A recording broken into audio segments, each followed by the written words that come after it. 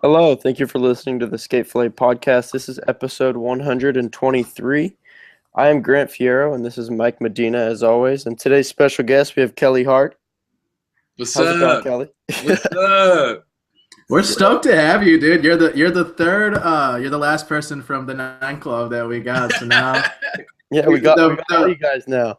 yeah, the collaboration has come full circle. Hey, we've done it all now, man. Yeah, no, this is tight. Thanks for having me on here. Yeah, of Yeah, course. for sure. So Stoked it's you're a little bit different format than not having everybody in the room, huh? Yeah, I've never been on a podcast other than that we have at my house. But yeah, this is tight. I've never done like anything like this on the computer or phone or anything like that. So it's tight. Yeah, nice. I like how like Grant's like, are you chill on the floor right now? I am. Yeah, that's tight. It's like chilling, like you're in the living room or something. Where are you at? I'm in my office in my house. Oh, sick. Okay, you're Yeah, chilling. yeah. Oh yeah, this is my sanctuary in here, man. And Kelly, you're at Soltech. I'm in Soltech. I have a little office here, and I come here like every couple days out of the week and work out of here. And this is my little zone. Got like You know what? so. Let's just jump right into it. What is your role over at Soltech, or S in specific, I guess? S specifically. You know what's funny is like when they brought it back, I kind of was just I grew up right here, and I like got shoes from S when I was a kid and whatever for a long time. And Don Brown, they kind of mentioned they were bringing it back, and I was just like, I was getting Nikes at the time, and I was like, fuck, I want to skate in S. I don't even care. So I just started getting shoes, and then it kind of worked into this position where I started skating, and then my skateboarding kind of like I just had fun with it, and then they put me in a role for being like somewhat of a team manager, so like giving shoes out to people, and then I help out with social media, and then colorways, and you know we got like, damn, we got some good ones. I got some samples right here. These aren't coming out. These like some OG, like some Sal 23s, like the baby blues. Like then we got like a little collaboration. You'll see it really quick on here. Got a little Grizzly S collab coming out. Oh, you saw it here first. Yeah. We got some ill shit, and then we got like, you know, we got some samples right here of like Way's new shoe, the Excel Slim Mid. And, like, I don't know. It's cool to like, I'm sample size too, so I get all of the ill kicks like right away, like never. So, but yeah, no, I have all team managing, and I skate too, I guess, for him, but I haven't been able to skate in like a year, so I'm kind of chilling. Has it been? You've been injured for that long, dude? One day, like almost exactly a year ago, my leg just started to like hurt out of nowhere, and it kind of was random. I thought like maybe I wasn't stretching enough or something, so I kept doing it, and then it got worse and worse, and then it was like crazy pain, and I kept thinking it was my knee, and I was just not stretching, and then I went and saw my brother-in-law, who's an orthopedist, and he was like, "Dude, you're fucked. You need to get operated on, dude." So I went and got looked at, and randomly had the same exact thing Mikey Taylor had. Where it's like, oh yeah, I remember Mikey was saying he like couldn't lift his leg up all the way or something. Yeah, like I have like a weird, it's called a hip impingement, where like the bald circle or whatever it is, the hip joint, like it's like oval, and so like I can't like it. Dude, basically the bones like collide, and then like my cartilage and my labrum is like destroyed. So they had to go in there. Like it was funny after I got my surgery done. My doctor, same doctor as Mikey, he's like. Really, really great doctor. He's like, yeah. He's like, dude, you were way more fucked than we thought, but you're gonna be good. It's always like, dude, that is gnarly. like, but you can tell when you look at it, like a doctor, when you look at the doctor and he's like psyched on what he did, then I'm like, cool. But like, yeah, it was like hip reconstruction is what they technically call it now. It was way worse than what I thought. So. Yeah, that's such a gnarly term for an injury, like hip reconstruction. Yeah, like it doesn't matter what you put on any type of your body. If you just put like hand reconstruction, it sounds nuts, you know. So yeah, I got hip reconstruction, and I've just been literally sitting on my ass for like 2.5 months. Okay, yeah, I mean, it's pretty rad that you have like something to take up your time though. Like at least while you're smoked, at least you can like work on something else, like whether it be something at S or something with Grizzly or something, you know, for expedition for that matter. Dude, all the stuff that's happened right now is kind of in production, or not production, but in the works, has been stuff that when I got hurt and then till now when I'm starting to get better, it's like we've made all it happen in that meantime where I've been sitting on my ass. So yeah, I get to come here. Dude, Don Brown is technically my boss, and he is like the funnest dude in the world. So like I come in here, we talk shit, we do funny things. There's old shoes here, dude. There's like all these old kicks here. All the people that work here are rad. They all skate, so it's cool. I should probably turn that shit off. Oh, you're good. It happens to us all the time. Oh, okay. Okay, question. Have you ever done a tough guy shot? No, fuck that. Never will. Dude, that shit is gnarly, dude. It looked terrible, especially on the show when Roger looked done after that on the show. Dude, I'm not snorting shit, dude. I'm sorry. Yeah, exactly. Right? That was like my thing. It's just like, why do I gotta snort things, man?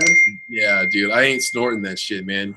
I don't even like really do drugs at all, but like at all, I've never done like any like snorting type of drugs. But like, I'm not gonna snort salt either. That's for damn sure. That doesn't make it like I don't know, man. That stuff's crazy. Like I just have like that's maybe the reason why I've never done drugs, because like I just don't want to snort anything. See, man, this is the second person to debunk the whole everyone at Soltech has done a tough guy shot. Yeah, who else said that? Brink said he's never done one either. Yeah, I could totally see him not doing one either. No, there's no way Rob Brink is about to snort some salt. Yeah, the funny thing is, I'm like, I could probably do the lemon in the eye or whatever, the lime in the eye, whatever it is. Whatever. I fuck the salt, dude. Yeah.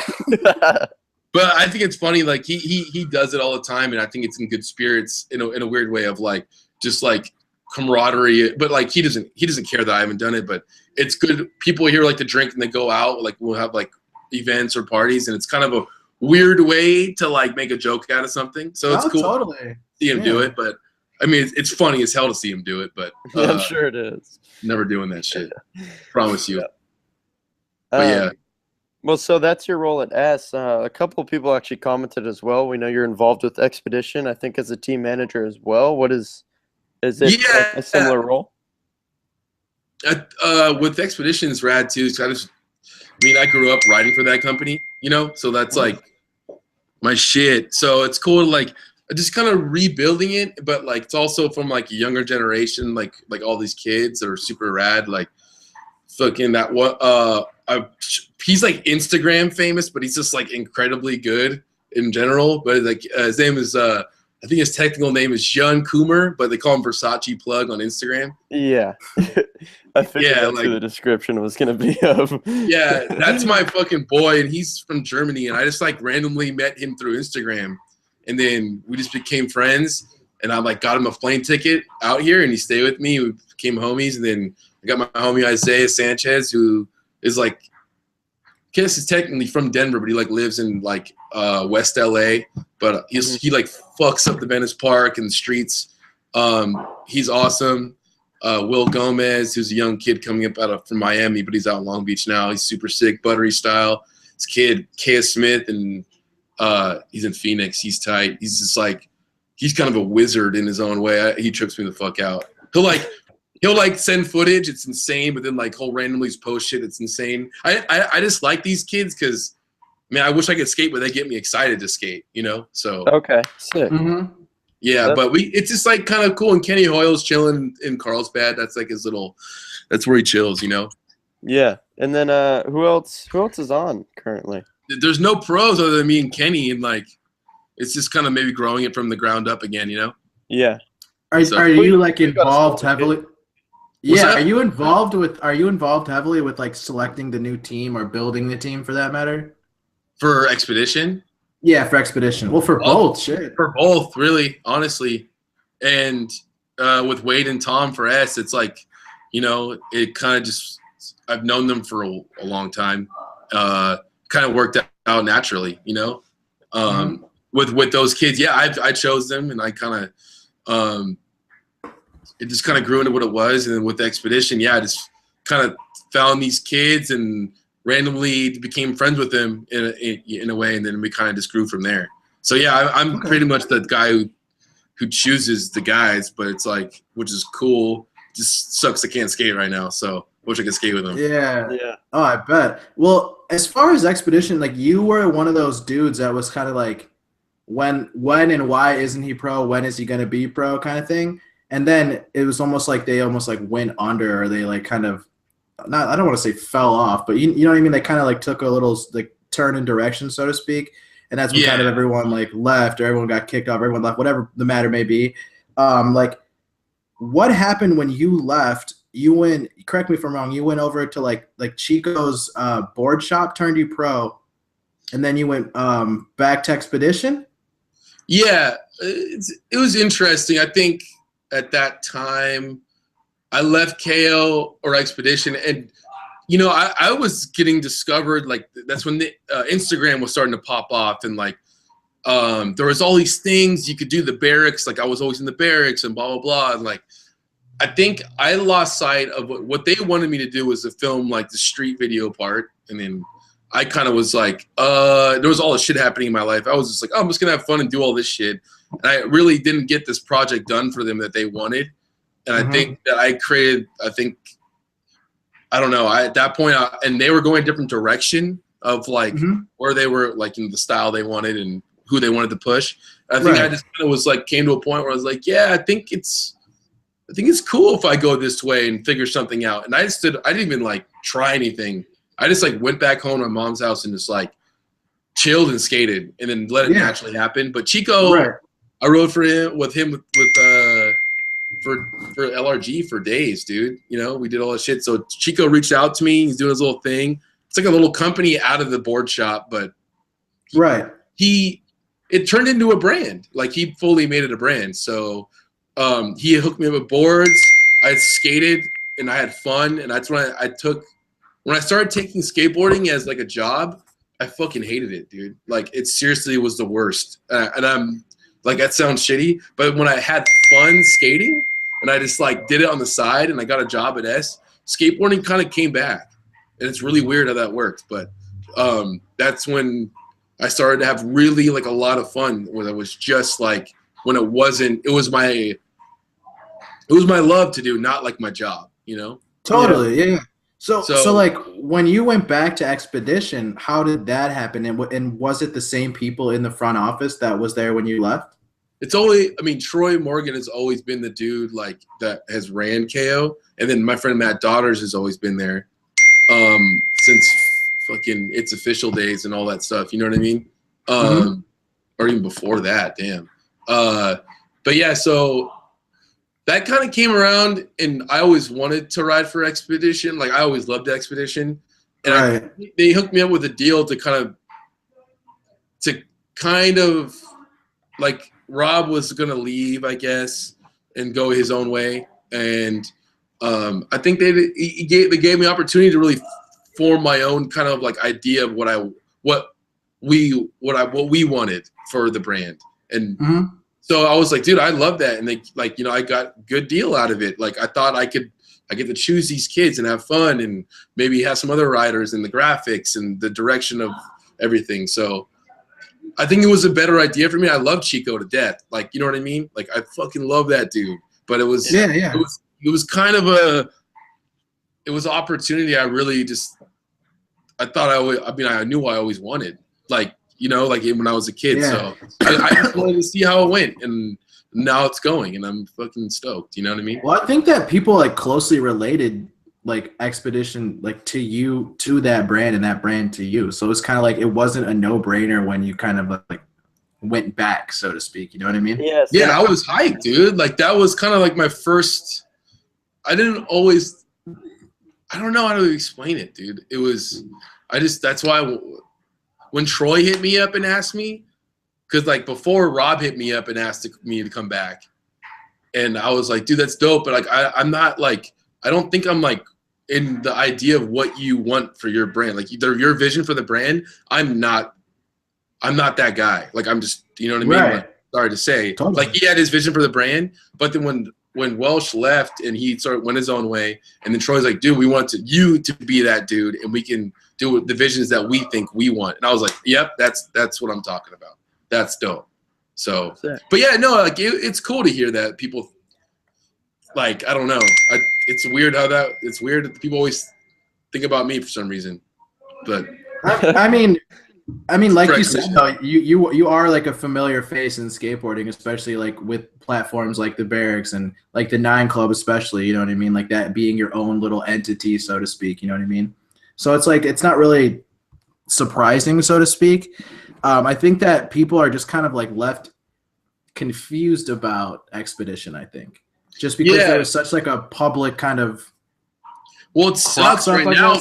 It's really sucks because I was like feeling really good, and then this whole injury happened, and it really set me back. So and then when that happens, like, you know, when it comes to like money, it's like the company, I don't have a budget to like get a filmer and do this and do these trips, and like, so I'm kind of just stuck not being able to skate and not having the energy out there to make it happen, except for the kids posting social media stuff. So it kind of just sits there for a while. So hopefully, like, when I'm, you know, I just want to get better. It's like I'm fully like, dude, now that I got the okay to like, I can like walk and do things, I'm like fully working out gnarly now, like twice a day. I'm pushing it down the street. Like, I just want to have fun again skating. But yeah, I think it's just tough not having the tools to do the grand scheme of a big company. You know what I mean? Totally. Do you think that it works in your advantage to be so closely like intertwined with the companies that you ride for? Not advantage as in like a financial gain. I mean like an advantage of like you can kind of get a feel for the brand or even make the feel for the brand for that matter. Well, I mean, just like how Soltech is, it's like if Soltech wasn't still owned by Andre, like it wouldn't be the same. You know what I mean? And I think it's cool for me that I've kind of stuck with the same brands for this whole entire time. You know what I mean? I think people mention that a lot about you too. Like Kelly loves Kelly loves Expedition. Like that's why he fucks with them still. Like that's dope. You know what I mean? A lot of people don't do that. A lot of people will chase a paycheck. Yeah, no, I'm just very happy. It's just what I love, and I think that I'm very I sit there and I fucking like I'll have these shoes and I'll sit here and I'll just be like, dude, like I'll be talking to you guys and I'll be like sick. Like I just have these weird things about me. I just like certain brands, and those brands stuck out to me, and I can heavily relate to them as a kid. It makes me feel like a child again. It has that like the kid in me comes out when I see these companies. You know what I mean? So it's cool. But I have that for a lot of brands though too. Still, like, not like I want to ride for them like that, but like when I see just love them. Yeah, like Girl, like back in the day when I was a kid, that was like, yo, Girl was the shit. Fucking Alien Workshop, that shit was dope. Yeah. Like Habitat, like fucking give me like even like DC back in the day. Fucking. I'm 29, man. I'm right there with you. I understand everything that you're talking about. Yeah, like to me, it's just kind of it's nostalgic and it brings me back, you know, because there's something I can relate to. Like I can look at these shoes or Expedition boards and at any time of it and relate to what was going on in my life. So that's why it's cool to me. So I like having that kind of timeline in a weird way of like looking at things. If you go on the S website, they have a little thing. I look at it all the time. It's fucking awesome. It's like, it has like pretty much like the whole timeline of S, and it has like, dude, from when it started and all the shoes and all the ads, and it like, I remember being like, yo, I remember seeing that ad when I was like the first year I was skating. I was looking at Transworld. They had like this 2-page spread of fucking whatever it was, Paul Sharp or whoever it was. Like, I don't know. Yeah, yeah. Like, that's sick. I really like having that, like, that's from the nostalgic feeling. Yeah, that's the biggest thing for me is like nostalgia. That's why I like the 9 Club so much. Like, that's not why, but dude, when I have fucking Gino Iannucci or like Jamie Thomas or Brian Anderson or Brian Wenning coming into my house where I live. Yeah. Yeah. And then like sit, even though I don't care if I sit in the corner, man. That shit is tight. Like, it's sick. It's sick to hear you talk about it now and like be on the show and everything. How like genuinely stoked you are on it. Like especially Wenning, like you can see how hyped you are to be able to talk to Wenning and like talk about going skating with Wenning and get the board signed. And when they give you boards, how so stoked you are. Like, I think it's super relatable for kids as well that are like probably would think it's insane to be able to sit there with the skateboarder, and it's cool that you kind of like publicize that. Yeah, it's fun, dude. Like, and I had this weird thing, not weird, but I kind of asked people if they thought it was weird. But like I used to skate with Van England when I was a kid too, and I went up to him and I was like, hey, dude, like I saw him at the courthouse and I was like, yo, I haven't seen you for a while. What's good? Like, hey, I just want to say thank you for everything that you did, man. Because like I say this to a lot, like Kenny Anderson, Brian Wenning, Van England, like a lot of people. Like, yeah, I'm, like, hey, I'm not gonna like fan out on you, but I'm just like letting you know thank you for like. There's a lot of people growing up like you made me love skateboarding even more, dude. Like, oh yeah, because that's fucking not everyone can do that, you know. Yeah, that's true. You know what I mean? There's always that's how I am with. What's up? Go ahead. No, sorry, I didn't mean to cut you off. I was just saying, like, I really appreciate that stuff because those were my Bibles every day. I was coming home and I was like, these guys are the dudes. I would just the way they would look, the way they would skate, the way they did shit. Like it was like, I don't know. And I look back to my time in life to that stuff. That's how much I love skateboarding. Is just like the stuff you can relate to and why everything was so sick. I don't know. It's like it's weird, but I just appreciate these dudes for what they do. You know? Yeah.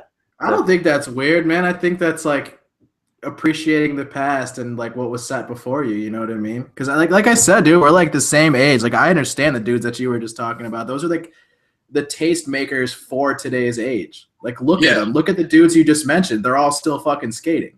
Yeah, dude. Because they're killing it.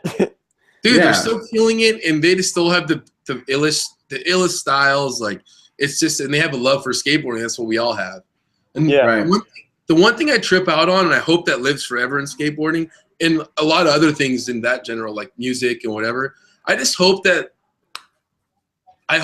skateboarding can like live on, and kids can like just appreciate like the people who they loved before they came. You know what I mean? Like they can appreciate like the generation and the pros, the people they looked up to. You know, I hope there's always appreciation for like the elders when they come into the game, because sometimes there might be people coming in where they don't give a shit about who did what before them, and you know what I mean by that? Yeah, totally. Yeah, no, I hear you. I hope that always lives in skateboarding because that's like a really big part of skateboarding, like in my eyes. I think you can kind of already see it with like like dudes like P-Rod who are like our age, who are already like on this pedestal, you know what I mean? Not like a pedestal, I shouldn't say that. More like the fucking mount. Yeah, exactly. Like he's already looked at as this dude who doesn't need to film a video part, and everyone's fine with that. Yeah, no, but dude, Paul's like, it's crazy because me and Paul, I'm actually older than Paul by 2 months, but like I chill with Paul and I hang out with him and I'll text him and whatever, and I'm like, dude, like you're like my same age, and I still trip out because like I grew up watching you in videos, and you're fucking you made skateboarding a lot more fun for a lot of people. So thank you. Like I always, you know, it's I trip out on certain dudes. He's fucking awesome. Yeah, I feel you. I want to talk about. I mean, we've already talked about S and Expedition. One other thing that I think a lot of people know you're connected with is Street League Judge. So kind of like, how did that come about? How is it judging those contests, being around that? I mean, I'm sure like high stress environment. Dude, it's definitely not high stress for me. It's fucking fun, dude. Like I get the best seat in the house, or one of the best seats in the house. And now judging, I mean, the judges before were super dope too. But now I'm sitting next to Reese Forbes and Alfonso and Stevie and Jimmy Gorecki, who I've known. Actually, I never knew Reese really, but I knew all the rest of them, and they're all fucking great. But yeah, it is a cool. I think that kind of like the generation of skaters that they have judging it is rad. Yeah, and we all get skating. You know, they're like some street skateboarders. You know what I mean? But what happened was that like back in the day when I used to skate with Wenning, it was like I was like 19. He would come out here, and then he had a bunch of homies from New Jersey that were out in Santa Monica, and we'd always be in Santa Monica and Venice. That's when I was a kid. I would drive up every single day after school, skate with those dudes, and drive back. And I met Chris and Rob McKinley back then. But there was this dude named Brian Atlas that would come out, and he's the dude that runs Street League now. Yeah. Or I think he might have moved on to help Deerdick out with some other stuff. But but he was the one running it for a super long time, and I'd known him since back those days where we would chill at his house and do like whatever. We would just go hang out with all the homies and then go skate all day. Like we'd all be at his house, or Chris's house. Weirdly enough, Chris, dude, it's funny. Chris always says he doesn't remember me from back then, but I'm like, he's like, dude, I smoked a lot of weed, man. I don't remember anything. I'm like, dude, I was at your house. Like, what the hell? I was like, but anyway, yeah. So we've known each other. Me and Brian Atlas have known each other forever, and then I think when I started working at S and I was going out skating all the time because it was like not my job. It was just like fun. He was like, I remember I like fakey trade over the thing, that block at Jaquan. Yeah. And like, I remember him hitting me up right after. It was like, yo, dude, fuck, it's so sick you're skating, blah, blah. Like, we need a new judge. Like, I think you'd be perfect for it. And I was like, holy shit, that's amazing. Like, yeah, fuck yeah. Yeah, and it was weird because I was taking my homie's spot, Robin McKinley, and that dude helped me out like immensely to get me hooked up, and just that dude was my idol as a kid. So I still love the dude, but I was taking his spot, and then kind of fell into place, and I took it, and I was super hyped, and then all of this shit happened, like judging it, like trick of the year. I don't even know how the fuck that happened. That was random, but like yeah, but judging the contest is like, it's fun, dude. I think getting into it, I would always when Street League first started, I remember looking at watching my laptop and being like, oh, that was 8.3. And it'd be like 8.3. I was like, boom. Have you guys ever do that? I do. Yeah, absolutely. Everyone. I think everyone does that as soon as they land it, especially like live, like while you're there in the stands. Like you already have in your mind, and then you look up at the thing, and you get to be like, oh, fuck.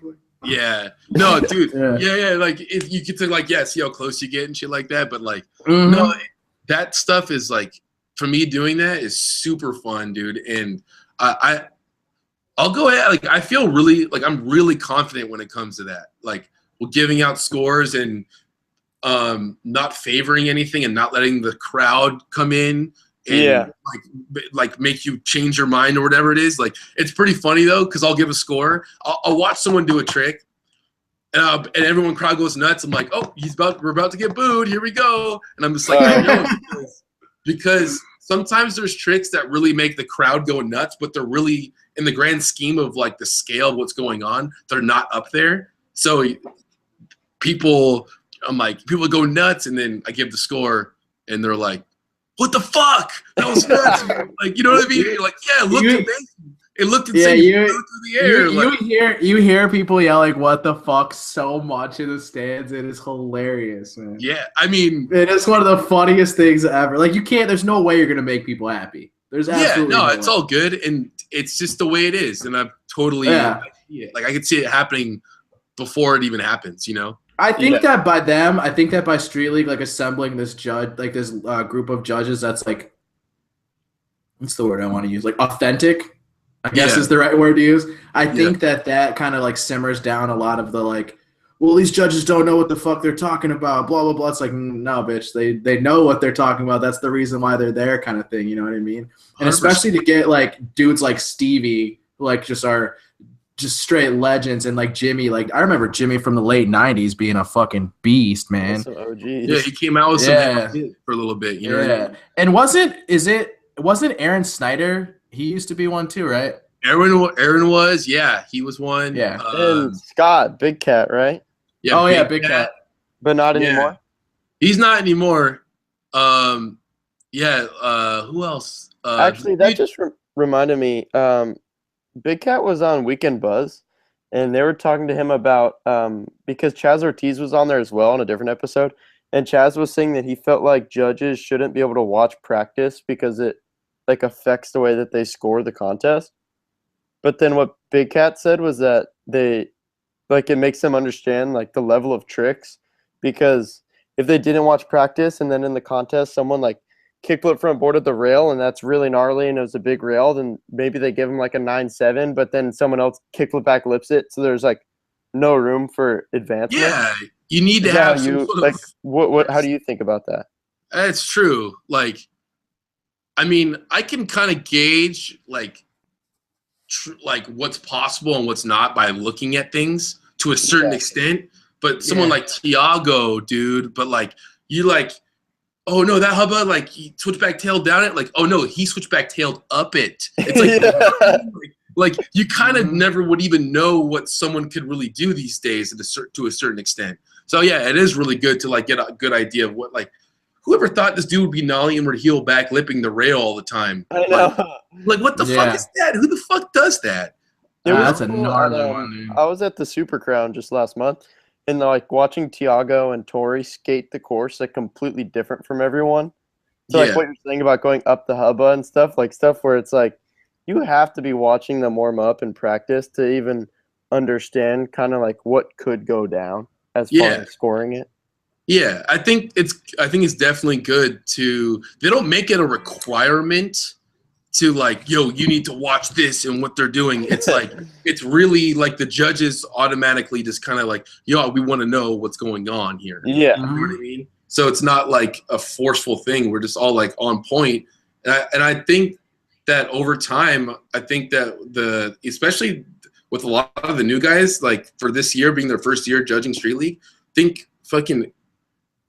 actually, you know what's funny? I think, well, Chicago and LA stopped. Great. And because it was working with him, I didn't do the first 2 stops. So, like, whatever. You know what I mean? I don't know how those went for those guys. But I thought, in general, all of judging was great. You know what I mean?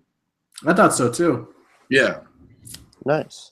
So, yeah, fun as hell, dude. And I think that, like, in specific, like, okay, just to kind of go off, like, the warm-ups and the practice thing, like, when you guys do watch practice or warm-ups, like, do you kind of, like, get a sense for who may do well? Because, I mean, dude, at Chicago, like, I'll tell you right now, at Media Day, Deshaun was still doing, like, 8-trick lines. Like, you knew that he was going to do well in the competition. Yeah. I mean, dude, you kind of always take into play that, like, you know, Shane O'Neal's there. Like, yeah. Like, you know what I mean? No shit. Absolutely. Just Shane O'Neal being there, you're like, well, he probably could win. It's like, it also is like, you get to know these people. You know who's impressive, dude, is fucking Louis Lopez. Oh yeah, because he's coming in, dude. He's been around for a while, but he's impressed like dramatically through like the last 2 years. It's like, I think he just like came into his skating. Like it's just like in this like crazy. He's in his prime, man. Dude, like he's like, he's in the beginning of his prime, which is like he's got a long time ahead of him. Yeah, he's going up for a while, but like he's really going up. Like it's so good. It's cool because he's been around for so long and everyone knew he was good. But I think he's been slowly being like almost everyone's favorite skateboarder, like, or one of them. You know what I mean? Yeah, I agree. Oh, sorry. No. I'm just gonna say real quick. His trick selection is awesome, and the way he flows is amazing. So he's got it. You know. I think it's cool because he's one of those dudes that can skate a ton of different terrain too. Oh yeah, dude. Well, skate tranny, skate some gap, I love like fakey tray gap or fakey big flip a gap. You're like, what? Dude, he was killing it at the Super Crown. Like I agree. Watching him in person, like warming up, and even the beginning of the contest, like it was insane. Watching how consistent he was. Dude, that's the funnest part. I think is the only thing I'm bummed. I'm not bummed on it, but the only thing I wish they had at the Super Crown was just like all the other stops have like all the skaters there. So we'll see a Shad there destroying it, like killing it. Louis just like wins practice. So does a Shad. A Shad wins practice. Like Chris Jocelyn was another one for me that I was just like, holy shit, man. Yeah, he just flies around. He just flies around. Like, okay, in Chicago, this was an absolute mind melter for me. Like, he gets there, he changes his shoes, he comes, does a backside disaster on the quarter pipe, stretches his legs, and then backside big spins, the biggest fucking thing there first try. Yeah. I was just like, are you fucking kidding me? It's like 10:30 in the morning, dude. It's like, oh my God, this guy's insane. And yeah, it's like, I don't know. Warriors. Yeah, another one was Miles, just switchback tailing everything, just like, dude, it was mind blowing. Like he'll like back over crook, nollie back over crook a rail, and you're just like, dude, you guys are nuts, dude. Like, did you see Deshaun front crook across and down the hubba in Chicago? Yeah, he did it in practice. That, oh my God! Did you see the first one he did? He did it to To fakie, I was literally 5 feet away. I got footage of it. I just couldn't fucking. Dude, I must have been right next to you then. That's you were on awesome. crutches. You were like up there a little bit further, and I was just like, oh my fucking god, dude. Because he did that, and I was like, yeah, fuck yeah, dude. And he comes back and he's like, sorry, my phone's going off. No, he was bummed on the fakie. Yeah, he's like, no, that doesn't count, dude. It's to a fakie. It's not what I called. I was like, yo, to me, that's way gnarlier, dude. Yeah, that's what, and the way he came out to fakie was so bugged too. Like he just like popped. Yeah. And I was like, what? I was like, hey man, that's all you. If you don't like it, that's cool. But yeah, no. Yeah. Watching those dudes, like Tory backtailed that thing. Like, oh my god, you see Naja nose blunted it, right? Did he? I saw him eat shit. No one got. Yeah, he ate the shit, but I was told that he made it. I wasn't there for the make, but Alfonso said he made it. Damn, I did not see that. But I was at Uprise later that night, and I was talking to Alfonso, and he's like, "You want to see some shit?" And I was like, "Yeah, I definitely want it." And he pulls out his phone, and it's Naja nose pointing across and down and just getting annihilated. Oh yeah. Annihilated. It was bad. Dude, you know what's crazy about Naja is like. He's a warrior, man. I think it's cool. I mean, it's not cool to see him eat shit, but it's like super rad to see him get as buck as he does and eat shit and just keep going, dude. And that's what I think. I think people were always just over time. I think people was really like thought he did land everything for so long, and then every now and then he started to eat shit. You know what I mean?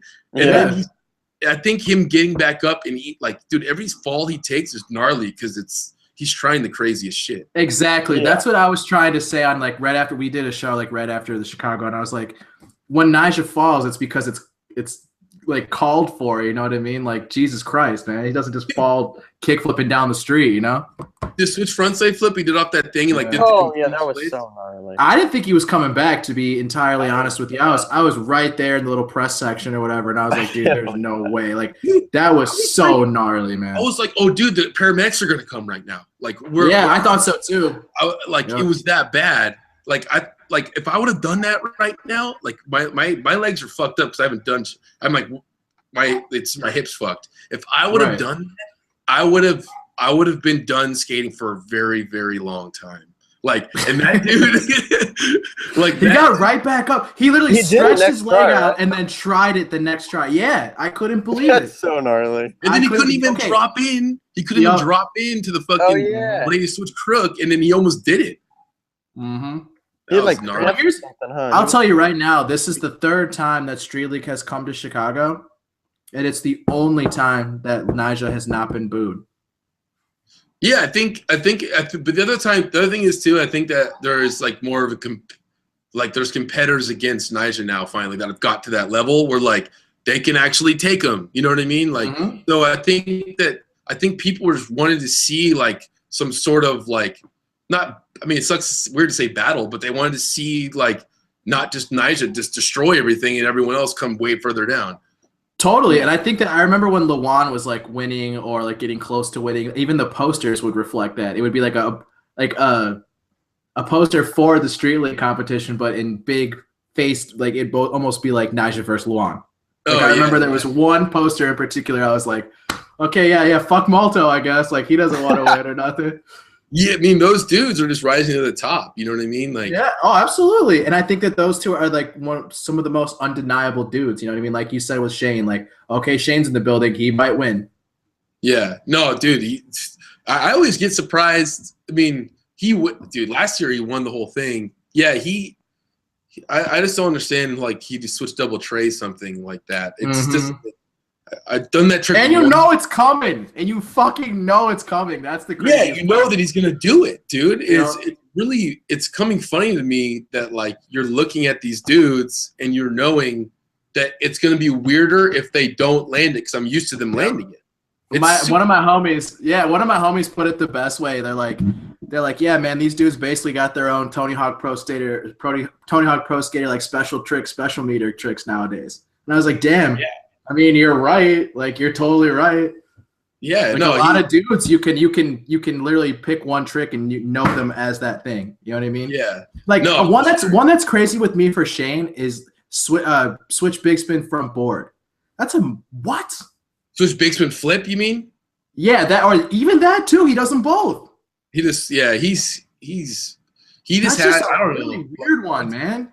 It's cool too because I'll judge him at Tampa. I get to judge the Tampa Pro and Am, and that one's fun for me too because it's a little different structure of how you judge. It's more of like you just judge the lines, and then Street League is like a bunch of different single tricks and lines and whatever. Yeah. And then but Tampa's fun, dude. Like it's a whole different thing. You have like this is what's funny about judging Tampa is like people. You might get a score and people boo it, like boo, like that wasn't it. He got an 80. That should have been 85. You're like, no. What it is where you rank, dude. Don't forget it. Oh yeah, I remember you mentioning this. Was this on the where you place, dude? Look at where what number. Yeah, like comparing where in the lineup you are. What if you got an 85 and everyone booed and you're like, oh shit, I'm actually in first place. 85 got me in first place. That's right. It's like, dude, you got to think about where you're going, and it's like all the scale of judging. And that's a hard thing. That's where you have to like. That's a crazy thing to put into place. Is like you go off the first score that's made. Like whoever goes first kind of sets the whole tone of where the scores are at. You know what I mean? It's interesting, but it's fun. That one seems like a much more like what's the word I want to use? I don't want to use the word core because that just sounds ridiculous. But it's almost like a more like core competition, as in like. It's more like historical, so to speak. Oh, it's definitely historical, dude. That's why. Yeah, and it's just like the environment seems entirely different. Like I've never been to a Tampa Pro contest, but that shit looks so fun. Dude, it's awesome. The people that run it are fucking great. Like Schaefer and fucking Paul Zitzer and all those dudes. Like, dude, I tell them every time I go because they invited me to do this to judge, and I was like, they hit me up this morning. Paul Zitzer hit me up, just like give me my flight, and I'm like, dude. Thank you. This is like I've been watching since I was like it was in magazines when I was a kid in 4-1s. Like absolutely, I want to say thank you for that, and the fact they get the judge is insane. But no, the whole weekend's just a fun party, dude. All your boys are out there, like because I've known a lot of these people for so long for skating. It's just dope to hang out with them and watch them do their thing. And Tampa Am is way more nuts than Tampa Pro. That's for sure. Why do you say that? Dude, there's like 250 AMs trying to skate it, and then there's like 60 pros at the pro. You know what I mean? And I think there's just like a lot more. Hectic, and they're hungry. Yeah, these AMs are hungry, man. Yeah, no, the AMs are hungry, and they don't give a shit, dude. They will skate if you're like you slam into it. I'm like, dude, they just don't give a shit if anyone's in your way. Yeah. You know what I mean? Well, you hear stories all the time about like. Well, I met so-and-so at so-and-so contest. You know what I mean? Like, you hear that all the time with pros stories and their origins and stuff like that. So, I mean. It's just a great meeting. Yeah, I mean, that's a way to market yourself, especially in a day with the day and age of, like, social media, man. Like, okay, just as an example, you brought up that dude's name earlier. I didn't fucking know his name at all, but I knew his Instagram handle. Yeah. No, that is gnarly. Yeah. That's gnarly. Yeah, it's funny when people don't know each other's names, just their social media handles. That's crazy. Yeah. You hear it a lot nowadays, though. Yeah, no, it's a lot of people like, but I mean, I try not to trip out on the way shit turns now because everything's so like Donald Trump's our president, like everything's nuts, dude. Like, you know what I mean? Like, I trip out on like just things that you never thought would ever be possible of happening, or just like. Shit's just happening. You know what I mean? So I'm like, whatever. You know, I saw, which I don't think is weird, but I saw first. I think is Eric Winkowski. Is that his name? He rides for Santa Cruz. 8-baller. They gave him an 8-baller name for the board, right? Yeah. Yeah. And I was like, there it is, dude. I was waiting for it. There it is. There's like a board with the Instagram handle. Yeah, like fuck it. You know what I mean? That's cool. I mean, that's just like today's shit, you know? Yeah. Yeah, no, that is like some 2017 shit. Yeah, dude. Imagine 2020. I mean, the Olympics are coming. Like, I can't wait for that. I'm excited about the Olympics personally. I'm backing it. I think it's rad. I think I think it's cool too. I'm just curious to see how it's done. You know what I mean? Me too. Exactly. I think everyone. I can't talk shit about it because we haven't seen it yet. Yeah, and I mean, I don't know. If people have their own. Some people are pissed and some people are psyched. I don't know. I mean, just coming from my own standpoint of looking at it, I'm like, that's pretty fucking awesome that it got like that big. Skateboarding is like that thing, you know. And to me, I think skateboarding's bigger than snowboarding. I definitely think so, especially coming from a time when like I grew up in suburbs right outside Chicago. There was 4 skaters in my entire school. Oh, you know what I mean? And now it's a fucking Olympic sport. Yeah, like it's come so far, dude. I mean, when I grew up, I graduated in 2003, but like I was stuck in this weird age where skateboarding wasn't that cool yet, but it kind of started in the beginning, and then but I was a jock too. Like I used to play foot. I'm not a jock. Like when I was a sophomore in high school or junior in high school, I quit sports completely. But I would play like starting wide receiver, starting fucking leadoff batter. Like same way, man. And then but it became a weird thing because there were a couple of skaters there, and they were like, kind of thought it was weird that I played sports. And then some of the jocks were like, it's kind of weird this kid skates. Like, and I was kind of like in this weird position. It was like dividing. Yeah, and I feel like I feel like I got it way more from the jock motherfuckers that like thought it was weird that I skated. Like the skaters didn't give a shit that I like baseball and football. They were like, yo, that's rad. Who cares? I mean, yeah, but like the kids that I were friends with were so skater. Like they were just like jocks or like growing up in Southern Orange County. Oh, okay. Southern Orange County is kind of interesting just because like there's an extreme pro factor, and then there's there can be the extreme skate surf factor. No, totally. I mean, Chicago is a sports town, man. Yeah, for sure, dude. So it's like for people to play sports or enjoy sports here, it's nothing. Like everyone does it. You know what I mean? Yeah. So I mean, I get what you're saying. Yeah, and it wasn't like I wouldn't say it was tough. Like it was just kind of like interesting to deal with. You know, I grew up in a really nice area and whatever, but I don't think that I wouldn't say it was tough for me coming up. I think it was just kind of like when anything happened, all I did was escape, which was fucking it's all I did. I swear to God, I didn't even do anything until I didn't even have a beer until I was 20 years old, you know? So like I literally skated my entire, that's all I did after school. I would watch skate videos and then just go skate, drive up to LA, film, fucking whatever, you know? Yeah. But anyways, I get off track. I can go fucking for days, you know? Well, since you're talking about that, it doesn't bother me. Someone commented on the Instagram post and asked if you skated the Pink Park growing up. I did. That's like it's in Laguna Hills. It's right next to the high school I grew up or I went to. Yeah, so that was your local park growing up. Yeah, I was there the day it opened, and whoa, that's sick. Yeah, I was 15 when it opened. So damn, fuck, I just turned 33. That was 18 years ago. That's nuts. That's mind blowing, man. Whenever I get to like the 15-year mark, I'm like, oh, what the fuck? Jeez, my back is killing me. Yeah, that's pretty sick though. Like, I grew up with a bunch of kids. Like, I know what's funny is grew up skating with Andrew Allen. Oh no way! Oh yeah. Yeah, he fucking. I'm like super hyped to see him fucking killing it, dude. Yeah, he's one of our favorites on this show, man. We like him. Dude, he's awesome. And but dude, the funny thing about Andrew is that when I never met him, I think I might have been 16, and at that point I thought I knew everyone in like my little Laguna Hills skating. I had a couple of friends, and they would come to the park, and they're like, dude, have you met Andrew? And this kid came around. And he was way younger than all of it. Andrew's I want to say 3 or 4 years younger than me. I want to say 3 years at least. But back then, that was I was like, damn, he's young. But he came in and switch trade the pyramid at the park one day, and I never met him. Who the fuck is this little kid doing switch trades? I could not even fathom about doing that trick on flat ground, you know? And he was this this dude, and we had this.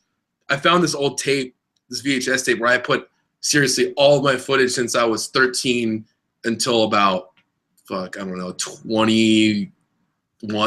But damn, we made this video back in the day. I forget what it was called, dude. But it's me, Andrew, my homie Stevie, this kid David Kim. This is a bunch of homies fucking in our hometown. But it's dude, Andrew is by far the best out of everyone. Switch heel front boarding, big ass rails and shit. And it's that's crazy. It's just cool. So yeah, I grew up skating Pink Park. Yeah. And that was kind of the only park around back then in Southern California. Like there was Huntington Park, which I grew up going to, but then they built this. And dude, I'll be honest, I didn't really skate much there. I skated the parking lot the entire time, almost. Really? Like they had a pyramid that was fun, the Super Mellow Pyramid, but like they had a flat bar, but like it was all weird training, but I really just like skating ledges and flat ground and manual pads. And they didn't really have any ledges or manual pads there, so. Yeah, so you're just chilling. Everyone made fun of me because I would just skate the flat ground by myself, or people would come out and skate with me. But yeah, what's your favorite S shoe? So whether you want to take that as ever or your favorite ones right now or whatever. Damn, I feel like that's a hard question for you. Yeah, no, dude, I love like all of them, huh? Back in the day, like I had a bunch of pairs of the Salad 23s and the Costin 1s. Those were like. For me, looking back, those were like the shit. You know what I mean? Yeah. They just had like the dudes that were wearing them back then and the way they looked, and I would like I'd put tongue or maybe 2 tongues in my shoe, so it's all puffed up, fat white laces. Like I would do that shit. I just thought those shoes looked tight back then because I don't know. I thought they were rad, but they're skated great. Yeah. But I would say those, and then like. The original Excels, like, fuck. What do you like to skate in? I mean, obviously you're injured, but before the injury, like, what S's were you skating in then? Before I got hurt? Yeah, like just a year ago or whatever. I would skate like the Excel Slim. These are like some leather ones, but like this is kind of like the Excel like look. You know what I mean? Just kind of slimmed down. Yeah. Those are tight, dude. And then they have the shoe with the shoe called the Swift. I don't know. Like I kind of could skate. I started skating some vulcanized shoes. So like. Oh, were you always into cup soles before? Yeah, I can get like sucked into cups. I can get sucked into vulcanized pretty fast. If I put an insole in it and then like I just do one trick that feels good, I'll stick there for like. I remember when the Square 1 came out. I don't know if you remember that shoe for S. I remember the Square 1. Yeah, like the Square 1. When that came out, I was like, no, there's no way. I thought those were too thin, and they're huge looking now. But I was like, there's no way I could skate these, and I skated one pair, and I skated the second pair, and then I was locked in for like 2 years. It was just like, yeah. And then I skated Justin Eldridge's shoe with the theory, and then it turned into 1.5. Like, with the strap, right? Yeah, those shoes. Like, I was heavy on those until I think I was filming my Barracks recruit part. I think.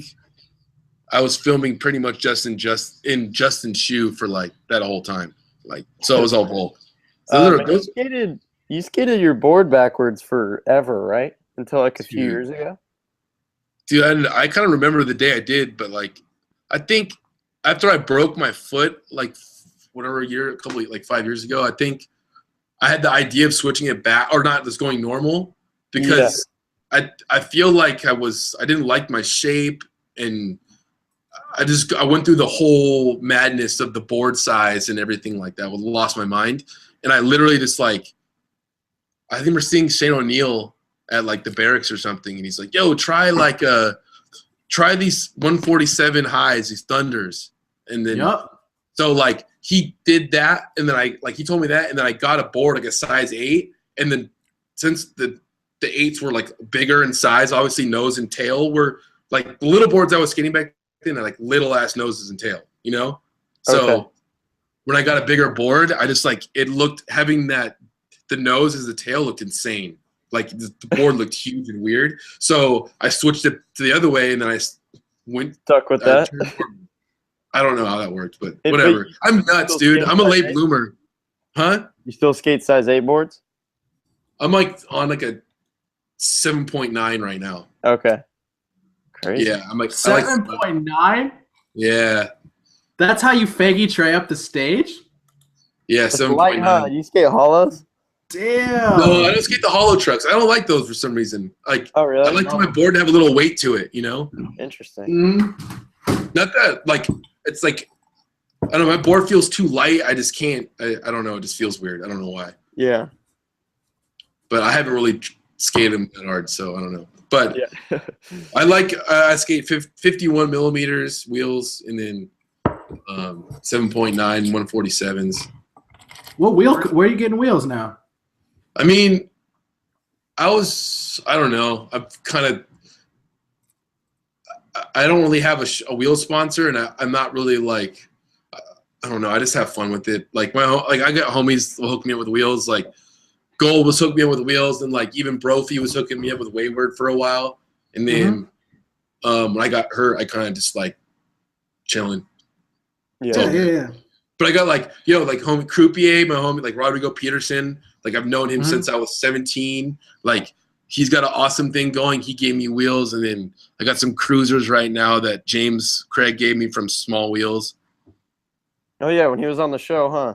Dude, he hooked me up with a set of cruiser wheels that I did my first tray flip on yesterday. I saw that. I saw that. I was just gonna talk. You're getting back, pushing around. Dude, I probably shouldn't have done that, but I was like too excited, and I just like had to do one.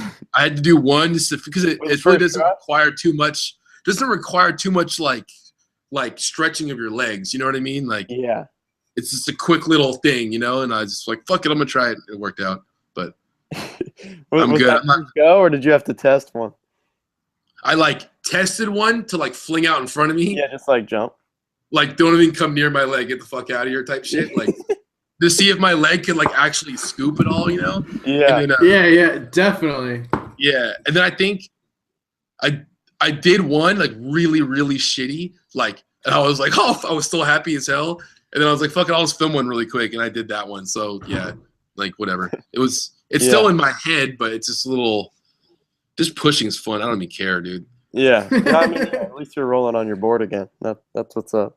Yeah. So you showed us a little bit like of the Grizzly collab that's coming or whatever. Yeah. But like one question, I guess, who let me rephrase this. Who is the official S team, I guess? So right now it's I guess I'm on there, which is cool as fuck for me because it's like a dream to be on S. So but me like but right now, like to me, it's like these guys were fucking incredible. Tom Assa and Wade DeSarmo. Yeah, those are two of my favorite dudes. You can ask Grant. I talk about them all the time. Oh, sick! Tom Assa fan right there, dude. I'm working on this thing today, and that's what we're working on here. And then then you got Tom right here, your boy, up on the wall right. Yes, sir. Yes, sir. Dude, that dude is so fucking good. It's insane, man. Dude, if you watch him in person at a spot, you'll be like, what the fuck is wrong with this guy? The stuff that you film of him, Kelly, when he's in LA at the courthouse is like the craziest. Like the ledge trick, I'm just like, no one else is doing this. I remember one day I think, dude, we woke up we went out one night and whatever, like, dude, I was pretty hungover, whatever, something like that, and like, we're like, let's go to the courthouse, and I'm like, I don't know how he functions, but dude, I was like, hey, let's just film something. Let's just film some clips on the ledge. And I'm like, try it. What about this trick? And he just does like Kiva front crook. Okay, Kiva front crook. That like first try. That's okay. And then Kiva back nose grind, like hella far pop out. And like he no matter what state he's in, it doesn't matter. He's like the mellowest, funnest dude. Like he just has all that shit dialed. It's like like he's just like chillest dude, and then he'll do like, Tom, do like a fakey front crook fakey flip, like as a joke, and he'll just be like, oh man, the most blast. Yeah, dude, he's just like the funnest dude, and like I wish his fakey. Whoa, he cut out. What happened? What was that, Mike? I didn't say anything. Oh, I thought you said something because it cut out. No, I'm sorry. Yeah, I got the shitty Chicago Wi-Fi. You guys are out there living it up. Yeah, Wi-Fi out here is on point. You know what I'm saying? No, Tom is just like he's just unreal, and same with Wade too. I think with Wade is I've known Wade since I was like 18. We met like filming for It's Official and shit like that, and like I'll say this as a young kid, like I didn't get it back then, but like I was almost like jealous of how good Wade was. You know what I mean? Mm-hmm. Like Wade was just like I was like not like jealous, but I was just like, dude, you're like my age and you're like the best skater I've ever seen. Like there was like back then I was skating with PJ Ladd and Gallant a shitload. Like they would go to KO and we had an ill park there, and it was fun as hell, dude. But Wade would come and Wade would be like on their level, dude. And like That's insane. And like, you know what I mean? A kid that was my age to be like up like with those dudes, and PJ being like, and Gallant be like, dude, fucking that dude's good. And like to see is like what how it is for him this entire time of him skating. Like he's kind of created like this mythical legend status of Wade. You know what I mean? Where he's just like a unicorn. Oh, totally. Especially like the style wise. Yeah, like he's just effortless. It's undeniable. Yeah, it's effortless. Absolutely. How did you? I'm sorry, Grant. How was it that Tom and Wade kind of like got involved with us and got on the team? Like, how was it those two dudes? I think it was, you know, it's funny, it's interesting, is like Don was just like, yeah, go ahead and, you know, like start forming like a crew of and that what might like whatever's gonna happen, dude, like it's everything's just gonna form, because everyone was like, when they brought us back, it was everyone immediately was like, who's the team?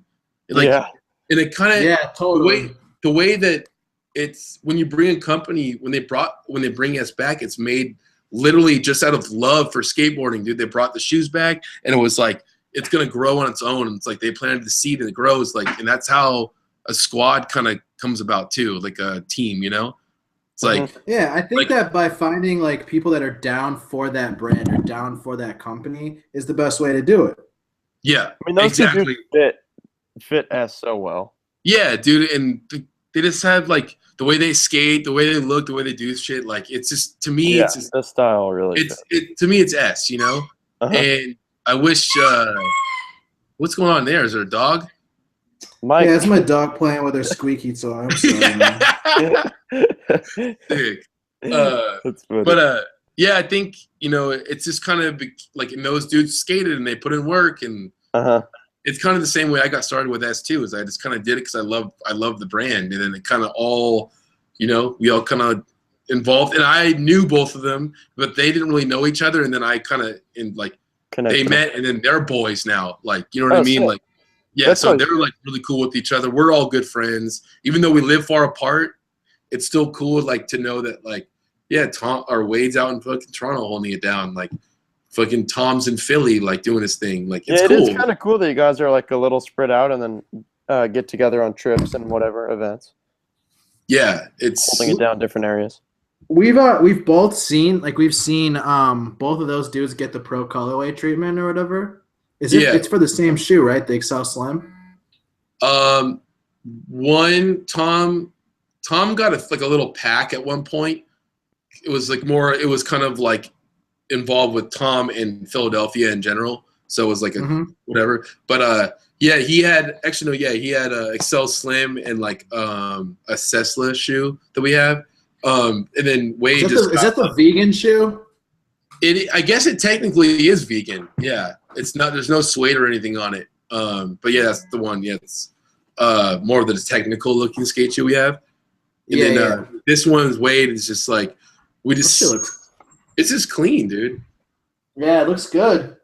So no, it's cool to like get to work with them, and I'll be the one out of here to like, you know, like I can relate to the designers here or whatever it is, you know what I mean? Like, so I can kind of be that middle guy between the rider and the shoe designers and the clothing guys. You know? Yeah. Nice. Sounds cool. Sick. Are there any plans for any like other future collabs, or like is there any like what about yourself? Are you gonna get a pro colorway? What's going on with that? I had a colorway last year. One with it was like it's almost like what's on your like a Santa Monica or like a Venice Sunset, right, on the insole?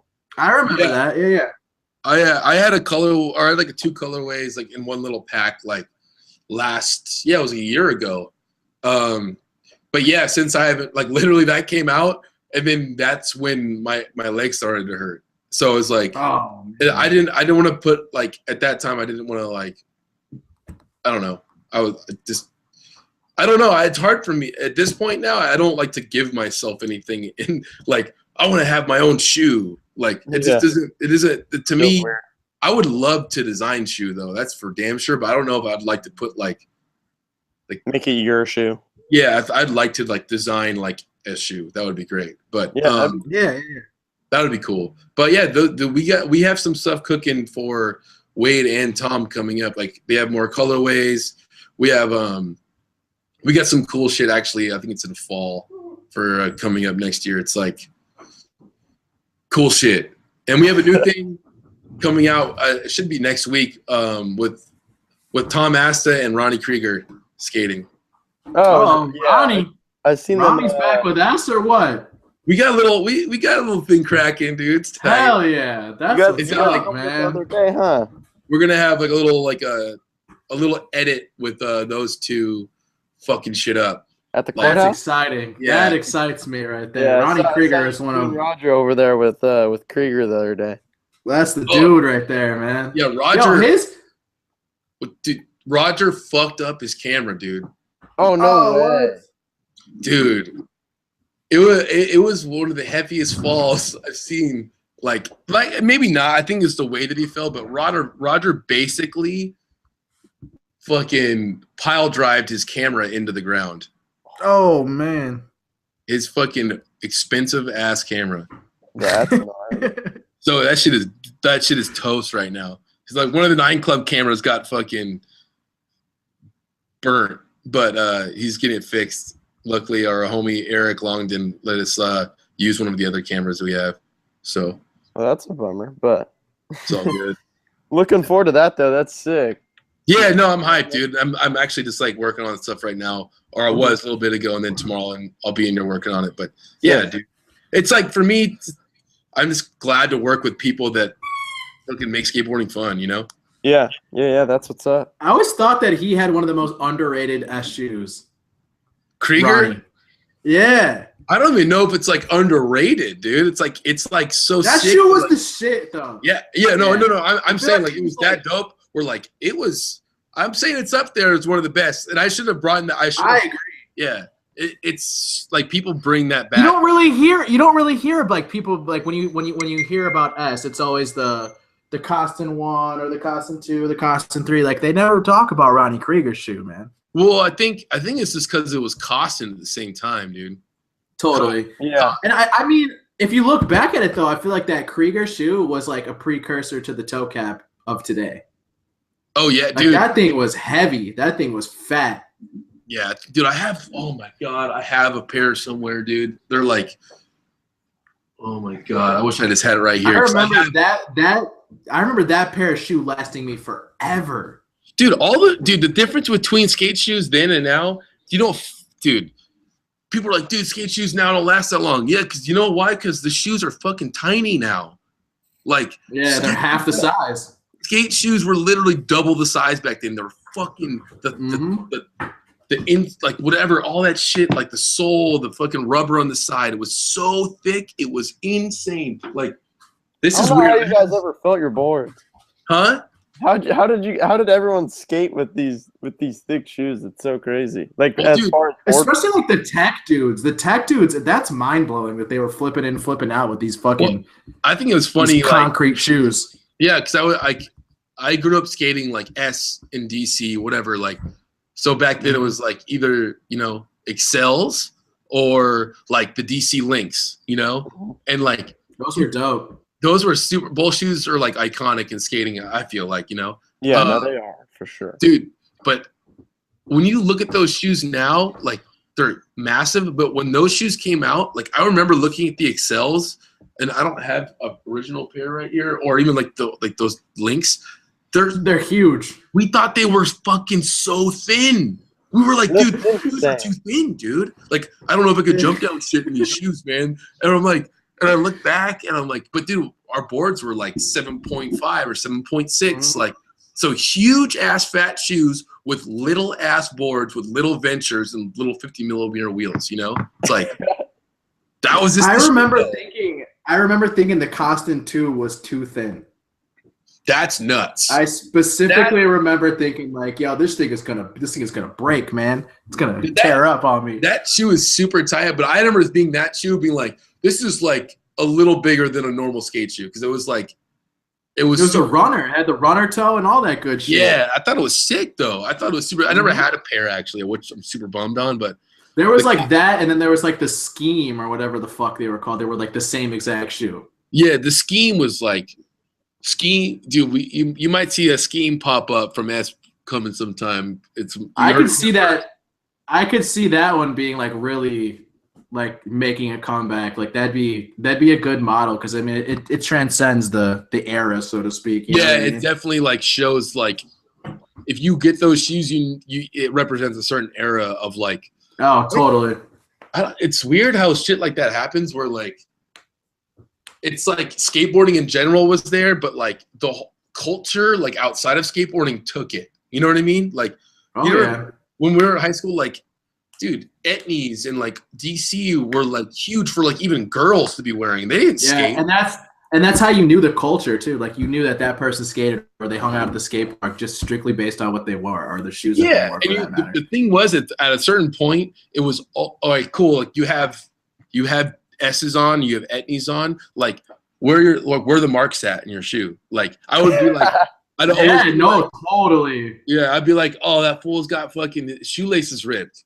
I'd be like, oh, okay, and then somehow like that's how it was. Like kind of when. I remember going to like a new junior high or when I went to school for the first time in junior high and I like, I knew my friends I went to school with from elementary school, but not these new kids. So I was like, yeah. You could see who skated. I remember back then I had a girl backpack and like, so it's this big ass backpack. It was like blue, but it had a big girl patch, it's just the girl logo on it.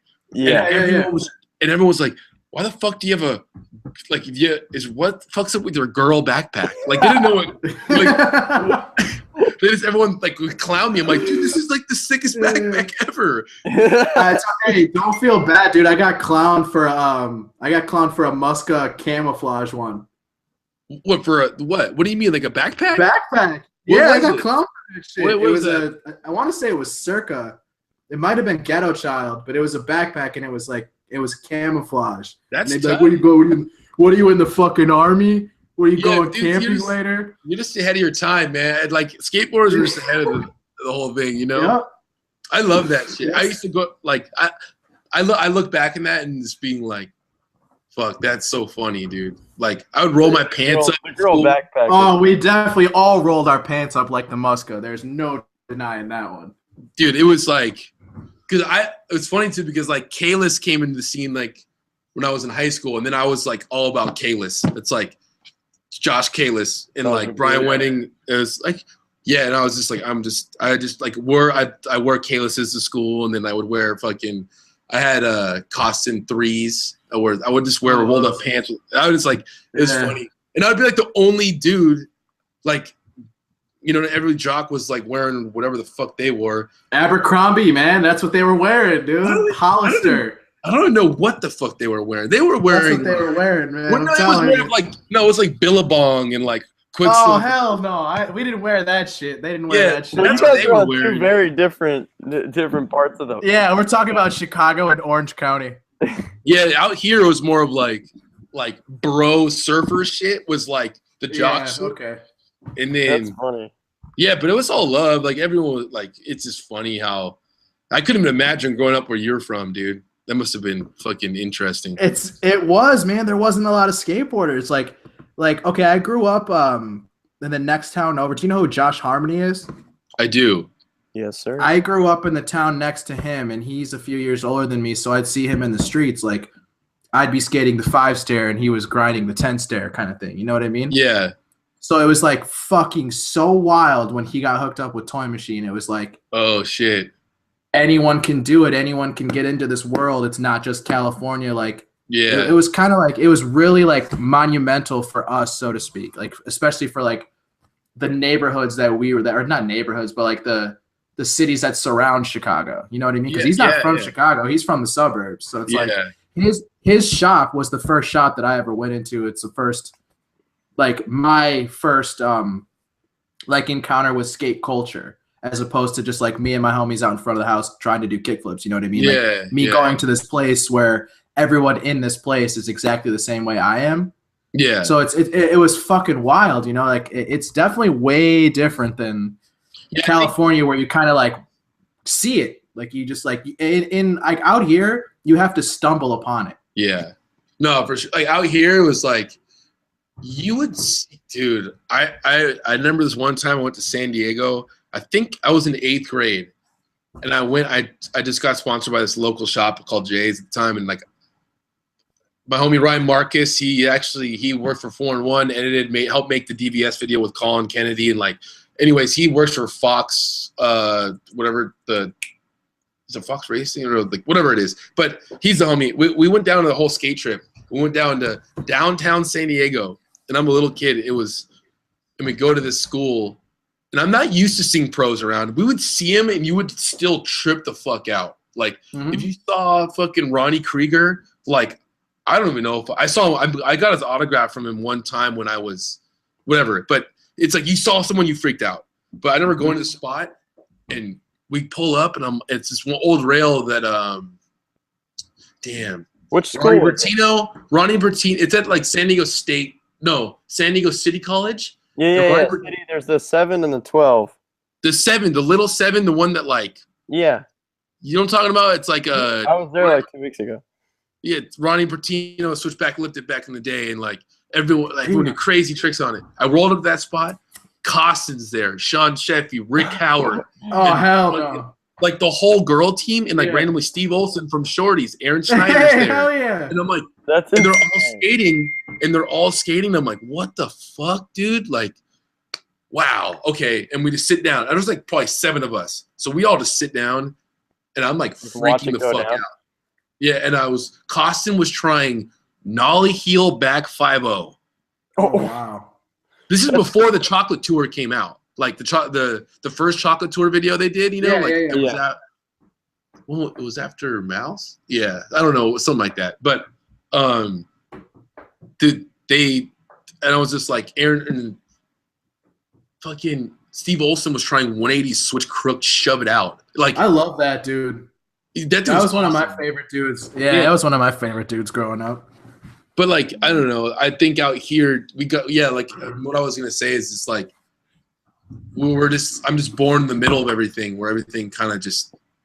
Well, Grant, you're down in San Diego, right? Yeah. So like, how is it for you though, seeing people now? Because even social media kind of makes it easier to access someone, like to access like. Oh, dude, fucking hit him up on Instagram. Dude, I love your skating. Like, what's up? You know, like, yeah, definitely a complete different time from both of you guys. Yeah. And being in San Diego, it's like skateboarding is obviously like centered in LA or however you want to say it, but there's still a really good and big scene down here. Yeah. I think mainly like the pros I've grown up seeing are basically the skate mafia dudes. Yeah. And just the other dudes here on trips, but it's like those are the dudes you see around all the time. So I guess in a way I got used to it. Yeah. But I mean, when I'm in LA and I see like just guys that I haven't seen in person, I'm always like, I don't know. I just love watching like everyone. It's almost dumb to say. It's like, it's so sick to be able to watch a pro skate in person.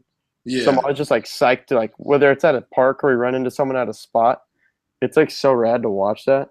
Dude. But I mean, obviously social media has played a huge role in seeing like when someone's on a trip, we know they're on a trip and we know what spot they're skating. And like, if someone's on a trip in San Diego, I'll be like, oh, they're skating that spot. Like, that's funny. We skate there all the time, or what, you know, stuff like that. It's like, it's pretty sick to be able to kind of know and see where everyone is skating all the time. For sure. I used to, it's funny because San Diego back then was like it was like almost bigger than LA. Like, it's way like back. What LA is now, right?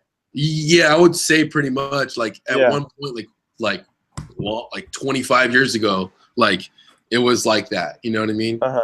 But now it's like, yeah, everything's kind of, it's like everywhere. Like everyone could do something, and like social media wise, you can blow up wherever you're from. You can make it wherever. Yeah, it's weird. Skateboarding. I wouldn't say skateboarding's crazy right now. I would say like just the general way of things, how life it can be done now. Yeah, definitely. So I just find it amazing. It's funny you mentioned the City College rail, and then because we were just talking about Shane, I started thinking of him like during that conversation. How someone needs to, I don't know if he's seen that rail, but someone needs to send him a photo of that rail, because if he has any crazy rail trick, like that's the rail he could do it on. I know, right? That thing is it's super hit and miss, especially with cops. Like I feel like people like just people here in San Diego don't really go very much there anymore. Well, I'm surprised that thing's even still there. I know, and that it's not knobbed. Like the thing's been skated forever. Yeah, but like someone on a trip, like Shane could come here and like do tricks that no one has ever done or thought about. Do like nollie tray front board, switch big swings on front board, switch tray flip blitz, switch tray flip nose blunt, or something gnarly on that thing. Someone that dude's fucked up. Someone's got to show him that rail. I know, right? If I ever run into Shane O'Neill again, I'm telling him. Maybe one thing, yeah, but it's like if you have to drive fucking. He lives deep in the valley, so it's like 3 hours from him, probably 3 hours, and you might be able to skate it. I don't know. It's like funny. Yeah, it's weird how like skateboarding. When I was a kid, like I would drive anywhere. Like it didn't matter. Like I was like, dude, it's 3 hours away. I'll go skate it right now. I don't care. But I think because there was no other way of like doing it. Like you're not gonna film Instagram clips. You're not gonna film fucking internet clips. Like you were just gonna go get your footage, and you would do anything you had to do to get that footage, and that was it. Like there was no mediums. There was no, oh, dude, it's all good today. We'll just chill and make a little skate park. Get it? Like it was just like, no, we're gonna go get footage today. That's interesting to think about because it's so different. I feel like every time like you went to film, it was for something, and then it was like, you know what I mean? Like this is for the full length, this is for the shop video, this is for the blah blah blah. Like now it's just like, oh, if I get something, I'll just put it on the internet.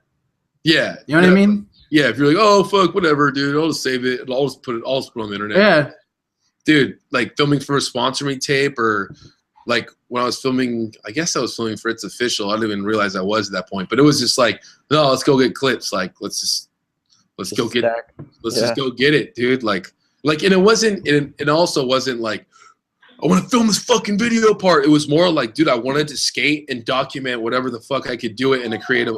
I would try to do it in a creative way, but it probably doesn't look creative. But like, I just tried to skate whatever I could and had fun, not like plan it out, you know? Yeah. Right. Just go on the session. Just let it happen. Yeah. Sometimes, I mean, if you had to skate one single spot, like if I was like skating like a trick over a rail, I would like, all right, yeah, I want to go there and do that one trick. Yeah. I'm not the type of dude to fire off fucking 100 tricks. That's for damn sure. I'll make one. If I make one trick, I'm like, you're cool. Stoked. Yeah. Get the demo tricks and get out. Dude, yeah, it was like, it was not like, I'm not like a Shad or Shane where I could do like 50 tricks. And dude, I'm not that, in no way, it's like, I can't believe they even got that good. You know what I mean? They can do it like that. It's so crazy that skateboarding is even like that. Like, I remember skating I feel like those two dudes are like two of the most progressive, best skateboarders. What's that? Like those two dudes, I feel like are the most progressive skateboarders alive. Dude, I remember going skating with like P-Rod back in the day when I think we were 18, and like, do you guys remember who Justin Case was? I've heard the name. Justin Case. He was on City Stars, and he was so fucking good. It was like Mikey Taylor, him, and he was skating with them just the other week at B-Boy. Yeah. It was like OG City Stars days. They like took a photo together, and I was like, oh, this dude.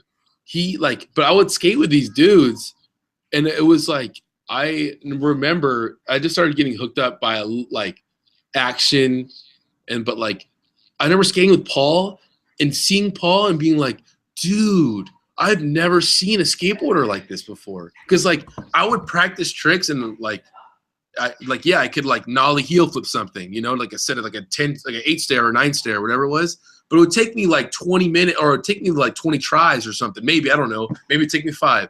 This dude would just do nollie heel flip, nollie flip, tray flip, switch heel, switch tray flip. And like that's it. And I was like, but back then it was like, yo, no one does that. That's insane. Yeah. I don't know. Yeah. I just and then now some random kid could do all that stuff chilling too. Yeah, it is crazy. So it's yeah, well, Mike, unless you have any other questions, we could run through the topic list. I don't know if Kelly, did you have a chance to watch these things? Yeah, I had it. Let me see. Let me look at it again because I think I watched a bunch of them. Okay, yeah. I mean, there's only a few things that dropped this week. Well, did you see Frankie Villani's Thunder part? I did see it. Okay, yeah. I figured that'd be a good one to start out with as far as the this week. Mike, I'm sure you watched that as well. Hell yeah. I don't know. What do you guys think? What are you psyched on in that? Mike, do you want to go first? Fuck yeah, dude. I like the fact that it's the second part that we've gotten this year. I think that's the shit. I think that for the video part to be released through Thunder is one of my favorite. I like that. As far as the tricks in it, I think that we got exactly what we were kind of expecting, so to speak. Does that make sense? But like as far as like spot selection is a thing that I really like about Frankie. The flat bar spot, what is that? Where's that? I think it's LA kind of area. old school. I don't know. I don't know exactly where it is, but I think people kind of would skate it back in the day for some reason. But I think that's in Orange County somewhere. Yeah, I can't say I can't think of something where I've seen that. Oh, you've never seen that? No, I've seen it. Yeah, Maybe I've seen I don't know. Man. Like Tori skated it. Dudes like that. But dude, yeah, I mean, now that you mentioned that spot, the feeble tray flip up it, and then the backside willy grind big spin was so crazy. Dude, I've known that kid. Fuck, because I grew up skating at skate park, the Santa Ana Park, Centennial Park. Yeah. But like, With and the dude, big he was set, just right? a little ass. I guess they'll call it like he was. I don't know if he was fat or he's chubby, whatever you want to say. Like he was a chubby ass little kid, and he would just be there every day. And he would just be like little homie, dude. You're like, oh, bro, Frankie. And then he started to get good. You're like, dude, this little chubby kid's getting really good. But like, he was still like really chubby, but he was like really small. You know, it's like little chubby kid like type of stuff. Yeah. And then he started like to grow up, and then you're like, oh my god, this guy's getting really good. He's Like, insane. Yeah, he really is one of those dudes who's like completely incredible, and I'm proud to see what he's doing, and I want to see him. The only thing I want is I want to see him do like whatever he wants to do. Like, 'cause I know he doesn't ride for Zero anymore, and I just want him. I know people are gonna come after him probably, you know, and like, but I just want him to do I want him to like be wherever he wants to be, and I think he deserves that, dude. Yeah, I think he deserves a home that he's psyched on and that he'll stay with for a while. Exactly. I mean, he's put out so much footage. I mean, his New Balance part already dropped this Thunder part. It's like it's consistent footage, and I think one of the things everyone's psyched on with Frankie is like, as far as trick selection, it's you almost don't know what you're gonna get. Like you go into a Frankie part, like he could do so many different things. Like you just have no idea. Yeah, he almost in a weird way, he just like I wouldn't call it goof around, but he can like just play around with his board and do rad shit. Yeah, exactly. You could do like whoever would have thought like, dude, 15 years ago, if you would have done, I call them puss crooks, the willy grind.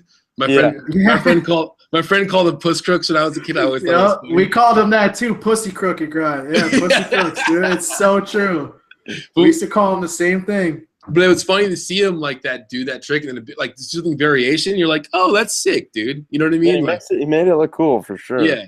I think that he's always been really good at that, taking those tricks that were technically not that cool looking and making them look pretty interesting, you know? Yeah. So, like, I think he makes skateboarding, he progressively makes skateboarding gnarlier. Like, he gets really good, and then he's having fun with it at the same time. So yeah, that's sick. That's a super cool mix to see. Yeah. For sure. You know what I'm hyped on? I'm hyped that they're releasing the Birdhouse parts on Thrasher. Yeah. Oh, yeah, Kelly, we actually saw your reaction to the video on the nightclub experience. Oh yeah, that was interesting. Yeah, that video was nuts, dude. That video was crazy. What was your favorite part in that? You know who I like a lot is Sean Hale. That's funny. That's exactly what Mike and I were talking about. Dude, because he kind of has like an old. I've seen him around skating all the time at Stoner and shit. To me, he has like an old soul type of skater almost. Where like he has like he can like I'm gonna sound weird, but like he can like groove, like he can like move his body when he skates. You know what I mean?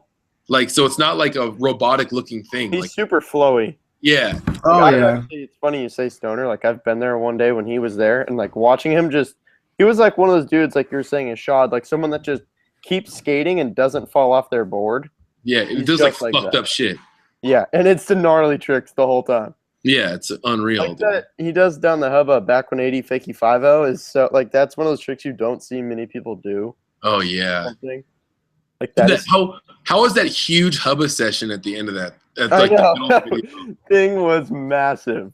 I thought I was like, I think it was, who was it that rode up it, and I thought it was, someone rode up to it like it was a joke. I thought it was a joke.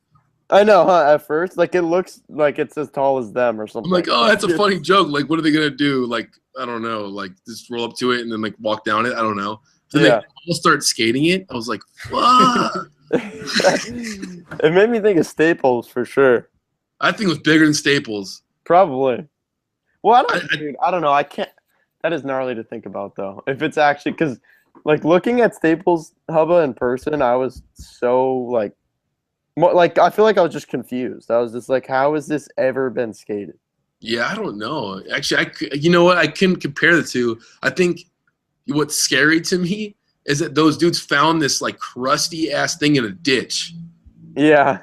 And who wants to jump down that thing? Who's gonna wax that thing? And yeah, like, he's the first guy to jump on it. I'm gonna try to grind it, and then it just sticks, and you just die onto that shitty ass fucking ditch. Crust. Yeah, that could have been brutal. Yeah.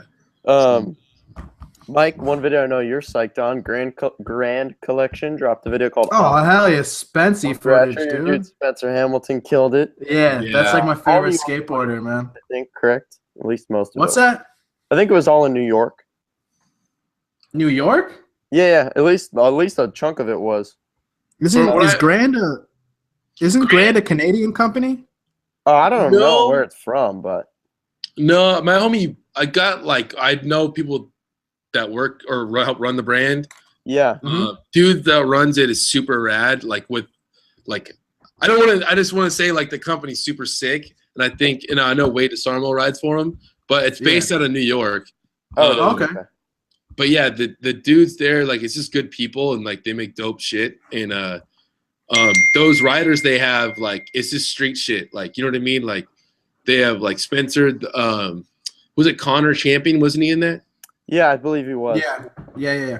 And then what was the first dude? I want to say gets Zoo York boards. Buggy Talls, is that his name? Or like, what's that dude's Instagram name? It's like Buggy Talls or something. We look. Yeah, it is that, but I don't remember what his name is, which is funny because we're just talking about this. I've only seen him skate one other time, and he hit a part on Thrasher, and it was crazy, and he killed it in that thing. I can't remember his. Yeah, he's super sick, dude. He's like kind of taller. He's got like long hair. Yep. Yeah. Oh, and there's other dude too. Sorry, go ahead. Spencer Hamilton, and then Dana Erickson. Okay. Yeah, definitely. He's from Boston. Okay. And I think my other homie Brian Delaney, he had a trick in there. Yeah, I saw his name in like the bio or whatever description. Yeah, like dude, those guys are all like couple of dudes from Boston. Spencer's obviously from Canada, but dude, fucking dudes are sick, man. Dude, Spencer actually did the fakie burial over that block, like over the block down the 2 block, that like classic New York spot. Yeah, that's I always think of you doing those, Kelly. The fakie burial. That's like that's a trick people associate with you. I mean, thank you. Yeah, but yeah, the one he did was fucking sick. So good. Yeah, you skated that spot before? I did. I went there a couple of years ago. I remember one trick. I got to skate that spot, and I kick flipped up that thing. Okay, yeah, I've seen people skate up it. And I was like, dude, I did that, and I could not believe that I did that. I was like super hyped, but like, no, that spot's sick. It's just like in the middle of fucking the city. It's like a basketball court or something, right? Yeah, it's like from what I remember. Yeah, it's at a basketball court. It's kind of hectic. Like, yeah, it looks like it. There's a bunch of funny shit going on, you know. But like that one rail is right there, the one that people go over and grind down. Yeah. Okay. Yeah. The one Ave like switched. Yeah. Exactly. That's right there. But yeah, I think it's pretty close to that Blubba spot, like the fat, like that fat fucking hubba in the middle of the city. The kinked one. Yeah. But those dudes. Spencer, that like crazy. I don't even know what the like back 3. But oh yeah, like back 3 no comply. But like no one does it like that. Yeah, no one does it. That is so insane. Yeah. He's always been so good. Like he's on one because he fucked up his back for a while. Oh, okay. Like he was toast. And then he just started killing it again. And I actually think I was just talking about with Matt Miller the other day. He's coming on our experience show that's gonna come up tomorrow. But like we talked about him about that little edit thing and about Spencer, and it's really rad to see Spencer been around for so long and then to come bounce back and he's just like skating every day, just like killing it. Dude, he's been back killing it. Like Instagram clips that are just gnarly, like all the time, which is sick. It's always rad to see that. Especially after an injury. You know what's rad about him is that when you might not be able to see his face if they don't put his name there. It doesn't matter. You know it's Spencer Hamilton when you see him like do something. He has a very distinct style, for sure. He does a very distinct style. He's got the good shit, dude. Everything looks good. It's super, super mellow. He just looks like he's chilling. Yeah. Dude, I remember watching him fakey frontside flip a 15 stare. Oh. What? Yeah. He's got a good one, too. He's got a real good one. In I think it was in the Madness video from Expedition. I need to watch that again. Dude, I think it's his last trick. That's insane. He tried to fakey flip it, warm up, like fakey flip, caught it, kicked it out, and he's like, all right, I'm gonna try fakey frontside flip. I was like, what's your deal? Like, and he just did it in like 2 tries. No way. It was fucking That awesome. is so heavy. Yo, speaking of fucked up tricks, dude, I forgot to touch on this when we were doing your little portion of the show, so to speak. Okay, so you were the first winner of SLS Trick of the Year with Kyle coming after you, right? Oh, yeah. Okay, so we're like mid-October now. When does that voting happen? I think it's really towards the very end. I mean, they start to have it like, I think, towards the end of November and December. Okay. What is your top 3? Fuck. Dude, I think Heavy question. I think Tiago, this sounds random, but not really random. Dude, not really. Switchback tail he did at Machba. Yeah. Even it was just an Insta clip. Is that why you're saying it's random? But like that was kind of. Because like, dude, this like I remember being there. I skated there last year. I tried to front nose that thing, and I couldn't even barely get up on. I could barely get I didn't even land it, but I couldn't even get my nose up onto it. And that dude's doing a switchback tail. Yeah, it just sliding. The thing that he could have done. Yeah, the whole thing too. That's the craziest shit. Yeah. I mean, you could fill the list with Tiago switchback tails because the one from the DC promo where he goes for like half a mile. Like where he smacks the ledge. Too. I think it's sick that he touches the ledge. Like just the fact that he hung on to that. I saw someone's. I can't remember if it was true. Like someone was like, "Oh yeah, that was like second try or something." Like it was. They showed some attempts in his rough cut. Yeah, they showed him getting tossed. Oh, okay, never mind. I don't know. Someone told me it was like quick, but. I mean, it might have been quick, but he tried a few. Dude, it's like hard to. It's what's funny about the trick of the year. It's like when I saw Kyle 50-50 that not double kink. It was like you knew it. Kink. You just knew it. Yeah, you just have this feeling because it kind of spreads really fast. Like you know what I mean? Like, when someone does a trick and someone like the whole world just shares it on their own medium. Like that's. Everyone was like, fuck, he did. Like, I remember watching Elijah's part being like, in that Vans video, but like, dude, this is like trick of the year, or not trick of the year, fucking skater of the year worthy, And yeah, then Kyle's part, you're like, oh my God, it's like, this is skater of the year worthy. And then you saw a trick, like, oh, that's trick of the year right there. That's the trick. Yeah. I don't know why. I think that was like the natural consensus for like a majority of the people that like, watch skateboarding videos for that matter. As soon as they watched the Kyle shit, they were just like, "Oh, okay, yeah, he wins. Give him everything." Yeah, totally. But back to the question though. Like, what sticks out to you? I guess what are a few? Because I know it's going to be impossible to choose one, like you just were talking about. I'm gonna have to like, when you just ask me at the top of my head, like I have to like really go through and look. But like, I remember the front blunt down that the hubba in with the kink. Yeah, what is it called? That's Ladome Hub or whatever. Yeah, that's fucking nuts. I was thinking that, and then I'd really have to go through and look at them all. You know what I mean? Probably for me, half of Shane's video part, you could, or just all of it. You could just you could. Any of those could be it. Dude, for me, man, it's really hard for me to not be like, yo, Cole Wilson 50-50 up a triple kinker is not the fucking trick of the year. Like what? Or his like nose grind on that. That's fucked up, right? Like, don't get me wrong, the nose grind is absolutely absurd and totally out of this world, but the other shit that he did was completely groundbreaking. Like, we've seen Leo go up a rail, we've seen people go up rails, but kinked rails? Yeah, that's fucking crazy, man. That dude's fucking insane. Yeah, he's unreal. That's another dude that's like totally in this weird, like not weird, but he's in this groove right now where he's just fucking killing it. Everything he releases is fire.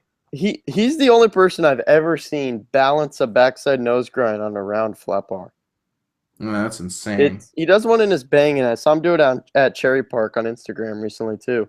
What do you mean? Like he's like perfectly balanced nose grind, like in the middle of his truck? It's probably like pinched a little bit on his toe side, but it's like he's back nose grinding a ledge, so it's probably like pinched a little there. But it's his nose isn't like grinding the rail. Like no way. It's like he's nose manualing this flat bar. It's the weirdest looking. That's nuts, dude. It's crazy. That dude's. I think he'll end up on the Skater of the Year list. I think this year, and he's probably one of those dudes that'll win it at some point in their life. Yeah, I just have a hard time believing anyone's gonna take Louis out this year, man. He is on one. Dude, he's in the zone. Tiago, dude. Yeah, Tiago's up there for sure. Oh yeah. Dude, Tiago's another one. Riley Hawk is another one for me. That's just like holy shit. I don't know. I think if you want to talk about Skater of the Year, I have to say Tiago, dude. That's cool. That's fine. That's fine. Every year there's like a list of dudes where it's like you can't really go wrong. Yeah. Tiago, I mean, for me, I remember last year, like I wanted Kyle to win, but if Evan won, I was like, oh, okay. Yeah. Like for sure, like down. Exactly. I remember that one year, Louis, but like I'm not gonna say like Tiago doesn't like Tiago's had the gnarliest footage as well. Like, dude, Louis has too. I trip out on Tiago because he does stuff that like literally no other skateboarder can like physically actually do. Yeah, I agree. Like, you know what I mean? Like my physical therapist skates this guy Kyle Brown. He like, dude, he's the man. I don't know him personally, but. We're talking about Tiago, and he's like, dude, like the way, like that your legs are built, like, and the way that like I don't like your body works. It almost seems physically impossible to switch back tail that ledge at Machba and slide that far. It's like it's almost physically impossible to do that with your legs, and I don't It's like he like blows like that type of person who's looking at it like not just skateboarding, but like how do your legs actually do that? You know. And like it doesn't even make sense. It is like coming to like a physical therapist. You show a physical therapist that, and they're like, that doesn't even make any sense. Like how a person could like that jump. must have been quite the feeling to switch back tail that thing, dude. That was insane. Yeah. But you mentioned Louis. Sorry, go ahead. Miller was telling me that he was trying. He wasn't even trying. He did that fucking around. And he wasn't even sight. He was trying to switch back tail and then dropped off that because the ledge below it. He's trying to switch back tail, slide for days, drop off, switch back tail, the bottom ledge. That's what I heard he was trying to do. Well, hopefully he gets that one at some point. That's. I mean, how can you switch back tail that thing, sit on it, and that's not even like your goal for the day? Yeah. Yeah, that's crazy. But I think that the element of surprise on that one was awesome. Just like people seeing that and it's spreading like wildfire, you know? And I think that's what that kind of like does it for like, to me, I feel like that's how Trick of the Year will be kind of determined is like. I mean, that's how yours was. And you were the first dude to win. Yeah, no, that was cool. Like, I don't know if you want to like sit here and say that about yourself, but like, that's really how like you fakey Trey fakey Manny the stage, and that was Instagram for like 2 days. Was you on the 2 days? That shit was there for like a month. Yeah, dude. But like 2 days that it happened, like it was like that's literally like it was. No, that was. I didn't even think that was possible, but like I just remember that day happening because I did that, dude. I remember I did it on Friday, and like.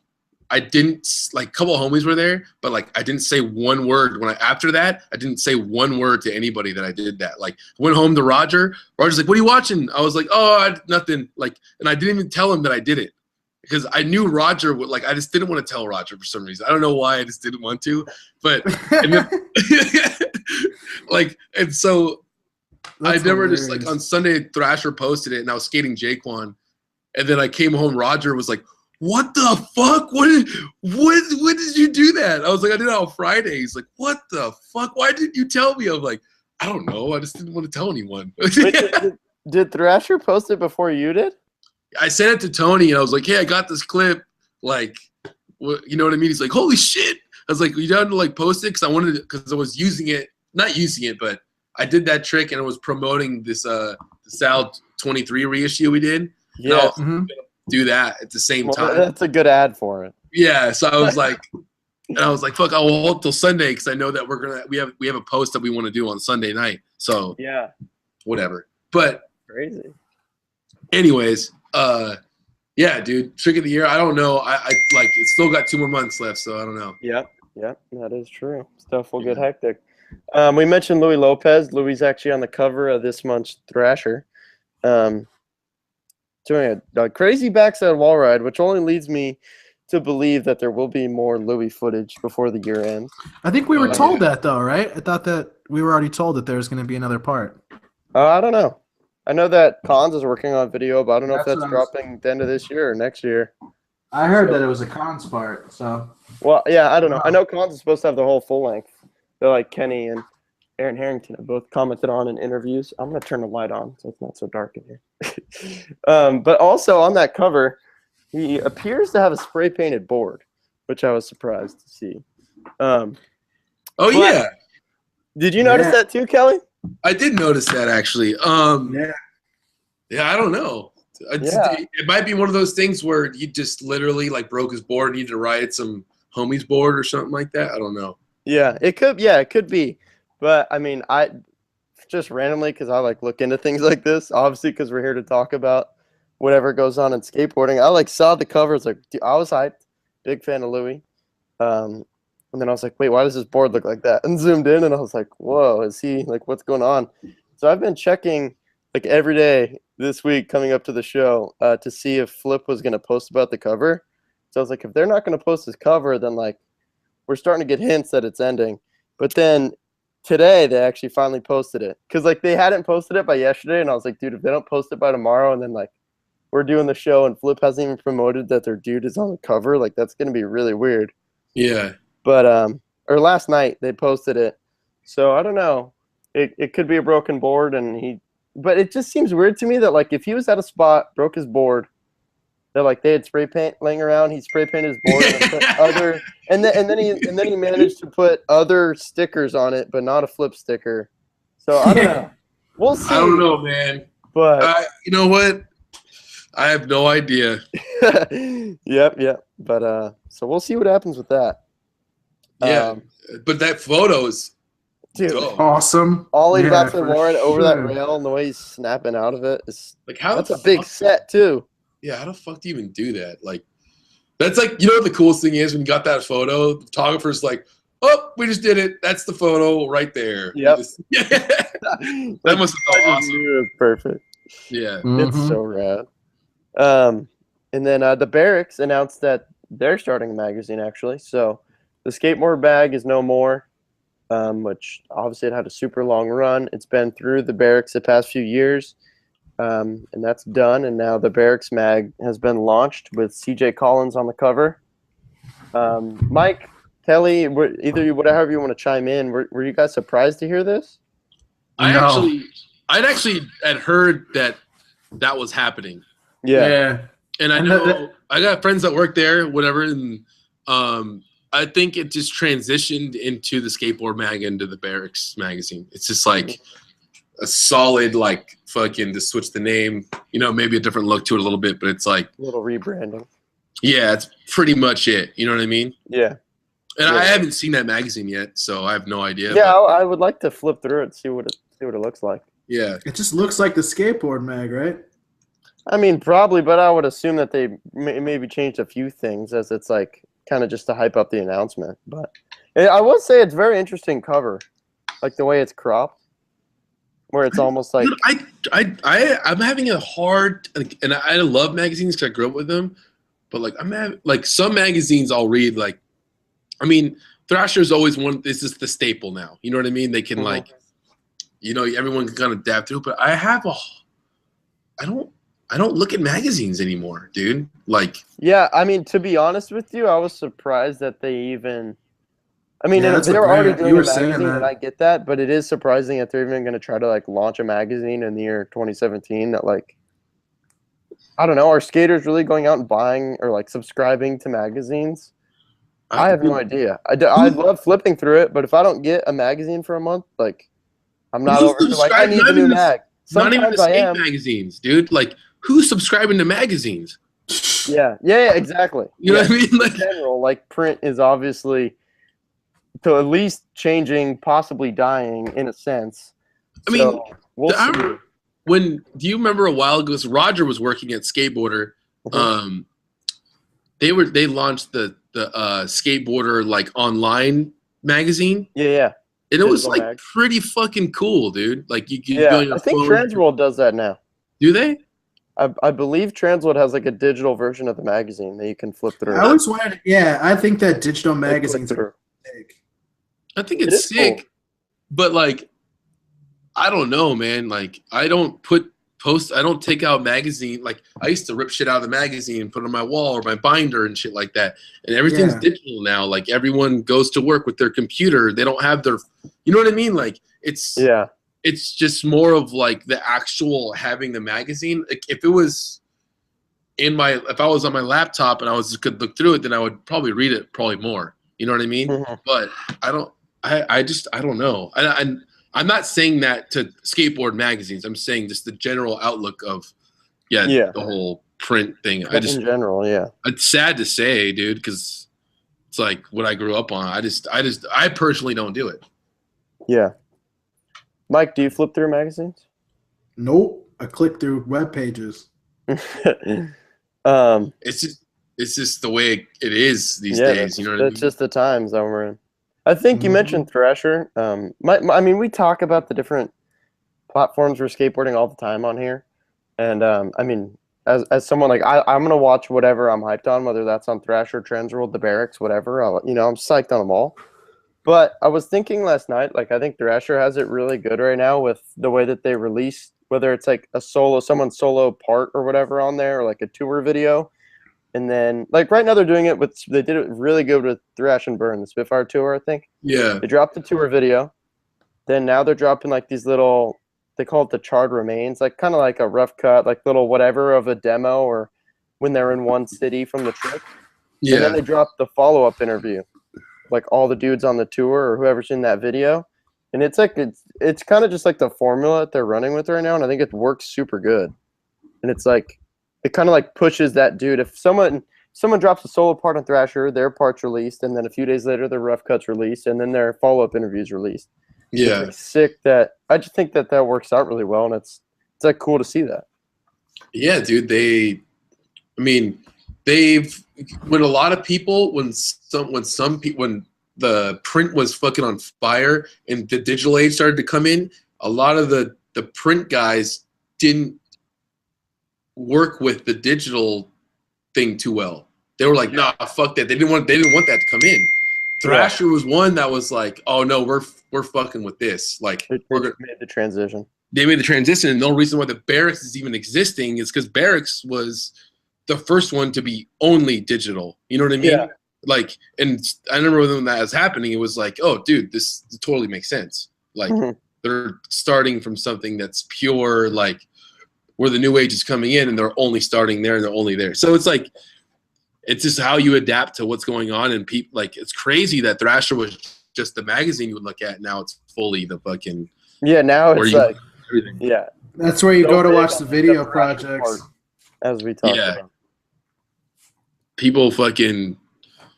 Yeah, if you have a video project come out, you're like, oh, I'm going to put it on Thrasher because I'm going to get more views on that. Like, you know what I mean? Like, it's kind of like, all the skaters are looking at that, you know? Yeah, definitely. Which is awesome. I think it's fucking rad that Thrasher's made that like for themselves.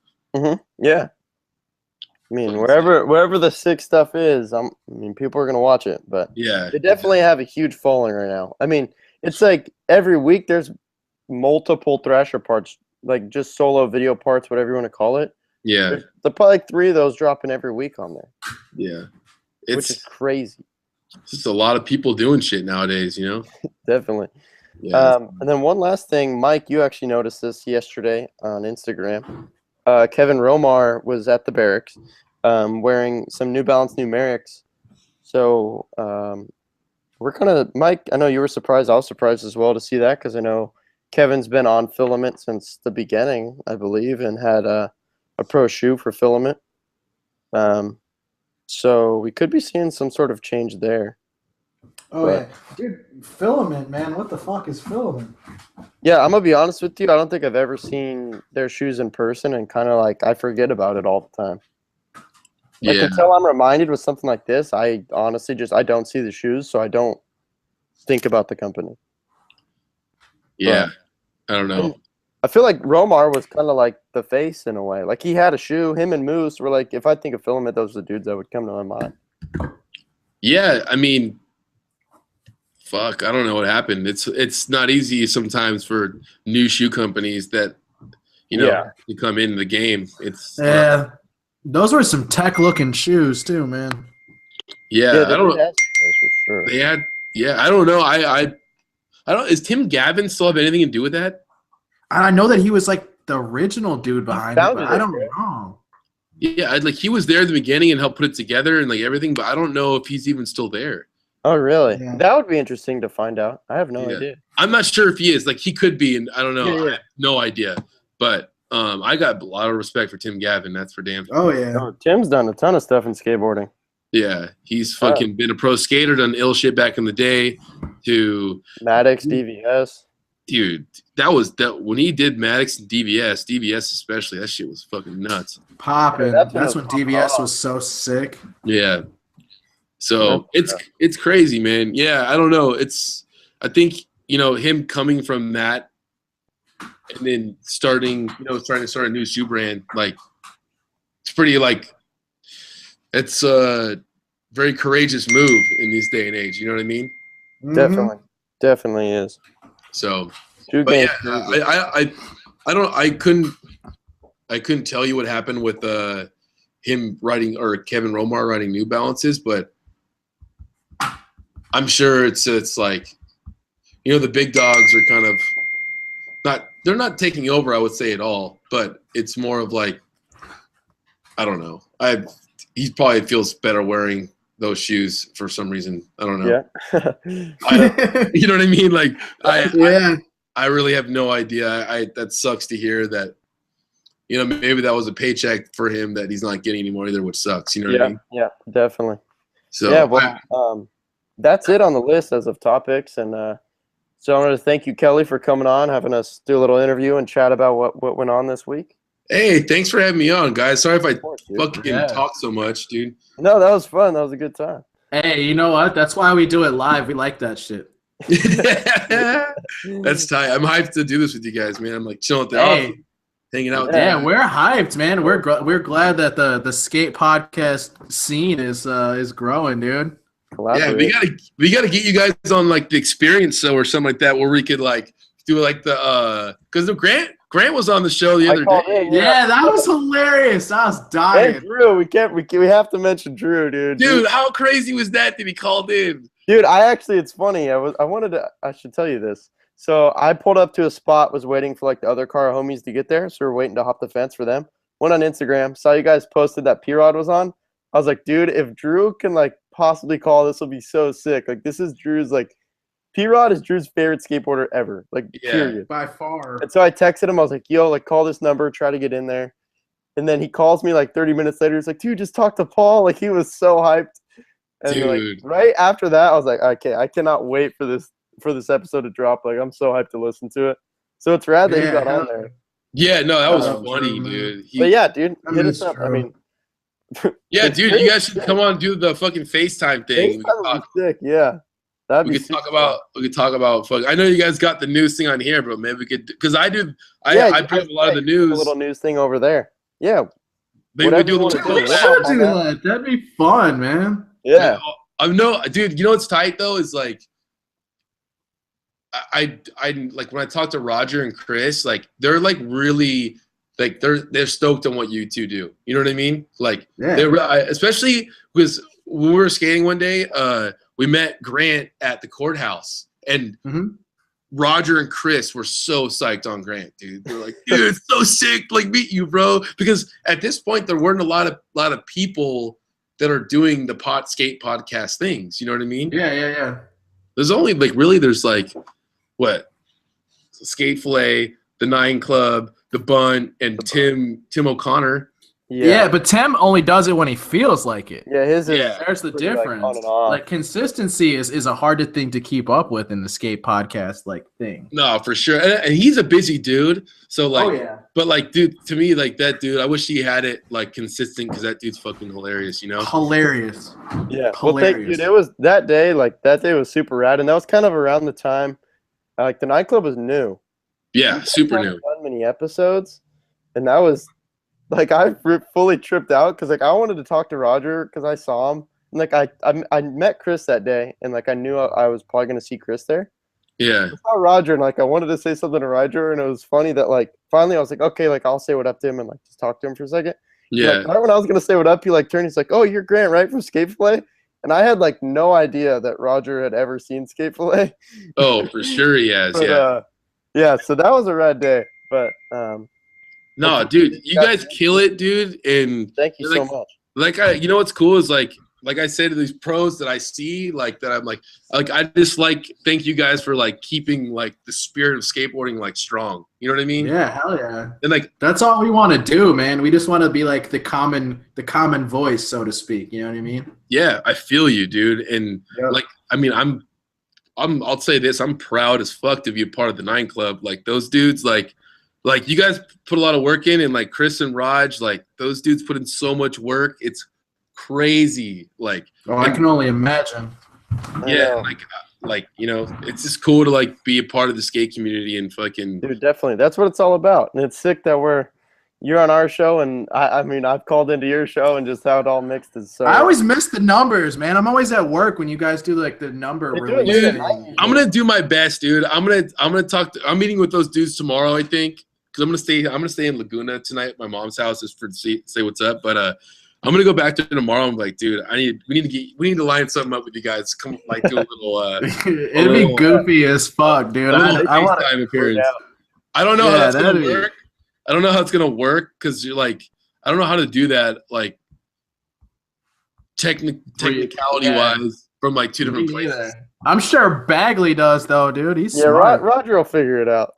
You know what's crazy though? Is Chris, I think, more know about that stuff than Roger does. Really? Yeah, that was funny. I remember one day I had some conversation with him, or maybe it was something on the 9 Club where I was like, dude, I didn't realize he would like, I mean, not that he wouldn't know anything, but about like that crazy tech stuff, I was like, wow, dude, that's gnarly. Both of them know like a lot. You know what I mean? But when it comes to that, like, Chris put together this whole, we had this idea, or we kind of talked about this idea, and then Chris is the one really like Chris and Roger definitely put in the work for it, but Chris is the one kind of like, you know, putting all these weird gadgets. He has this weird soundboard. It's fucking nuts, dude. I mean, dude, the fact that people can call in is so rad. Yeah, it's so sick that people get to talk to. Like, think of someone that's from wherever, not California, that's never seen a pro skateboarder, or like they get a call and talk to their favorite dude. Like, that's so sick. Yeah. Yeah. No. When's the Muska episode coming? I'm trying to call in. I don't know, man. I saw him like I want to say like almost a year ago, dude, and we were like, dude, please come on the show, bro. Like, but he's like such a busy dude. Like me and Roger saw him, we're talking to him, but it's hard. Dude, just as much as it is for you guys to like probably sync it up the first time. Line people up, yeah. Dude, I mean, you guys having to be in the same room, it's even more of a challenge for sure. Yeah, I mean, imagine getting someone to Venice to like do it. You know what I mean? Yeah. But like, luckily, like I'm super psyched that people do take their time to come over and say what's up and chill for a little bit. You know, so yeah, definitely. But yeah, dude, fucking, I'm like, again, I'm stoked to be on this, and it's cool for me. I could do it from my office, which is unreal for me. Yeah, it worked out good. Yeah, it worked out. And I didn't, dude, my computer was being all stupid, and I didn't know what was going on. It worked out. I know. I was bumming, man. I was bumming. I was like, oh. did we like promote Kelly coming on the show and it's not gonna work? And then you no. Then I hit up like the photographer for Soltech is like good with computers, so he like came. He's like, yo, it's all good. He got me lined up. That's tight. So yeah. All right. Well, that's a wrap on 123. We'll be back next week. Fuck yeah.